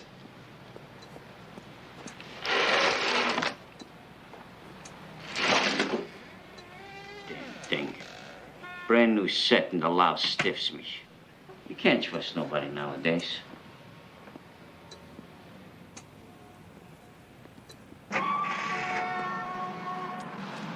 We think that Gorham is telling the truth, sir. He's too smart to lead us down the garden path when his tail's on the line. So the landlord is lying. Maybe, maybe not. The man that Gorham met could have been a former tenant. Could have been a friend of a tenant with a key. Forensics is already dusted for prints, Lieutenant. They must have come up with something. I've already ordered the results sent to Washington. We've done all we can here, Lieutenant. We? My people are prepared to assume full authority on this. You can't do that. Cagney. What? Cagney, please. Hornby, I think our detectives have got a handle on this now. You're damn right we do. What the hell are you talking about? This case gets more out of control by the minute. Thanks to the NYPD. Last night, the Gorham case was a headline story on every newscast in the city. Hornby, in my judgment, that was the right decision. Worked, didn't it? A delicate case like this requires sensitivity and discretion. There's certain information the public can't deal with. What information is that, Agent Hornby? I think there's something else bothering Agent Hornby. Like the fact that the plutonium is still missing. That's going to be embarrassing, isn't it?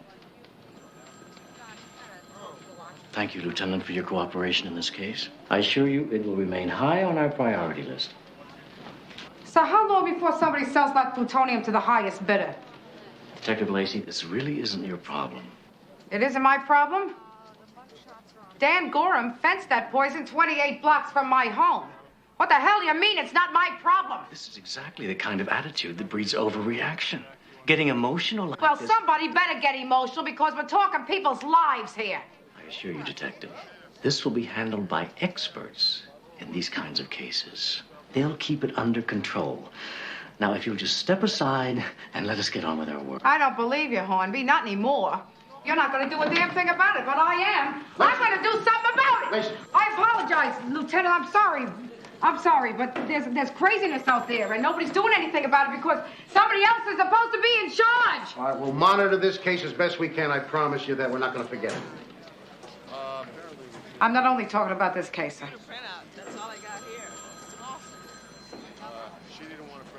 I don't know what I'm going to do, but I'm going to find out.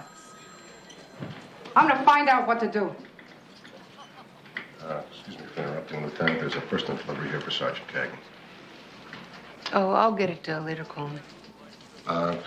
Requires your signature, Cagney. Excuse me.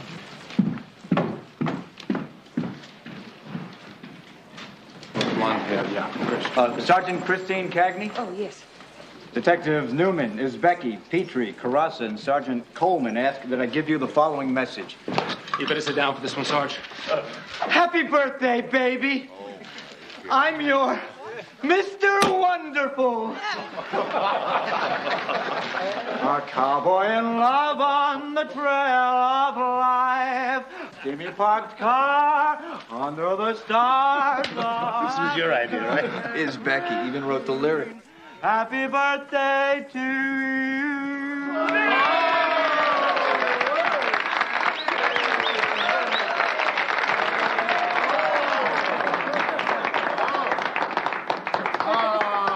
Happy birthday. Happy birthday.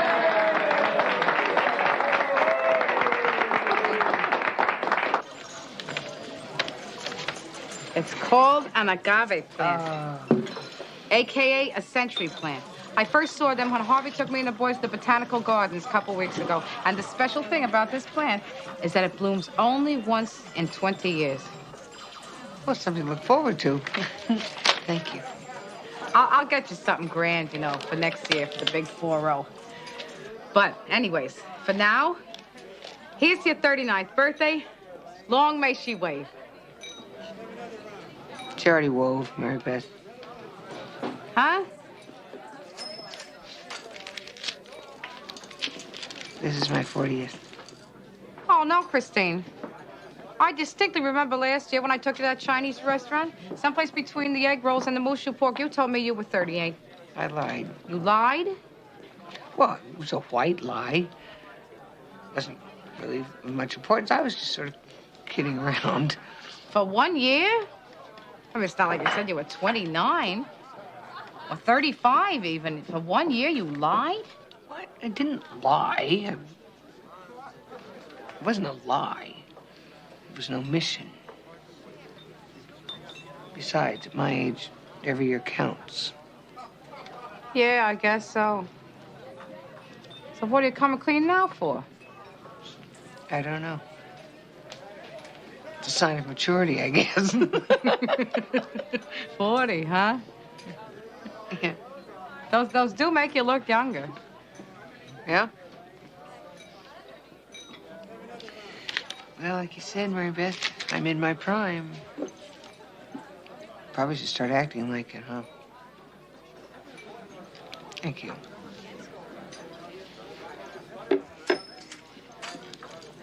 I don't know, Mary Beth. The Saturdays are going by faster than they used to. Huh? Well, when I was a kid, I hated going to school on my birthday. So I'd count ahead to see which years my birthday would land on a Saturday. 7th, 14th, 21st. And, next one coming up Be my 42nd. Not so far away. I like Saturdays. Wish we had more of them. Me too.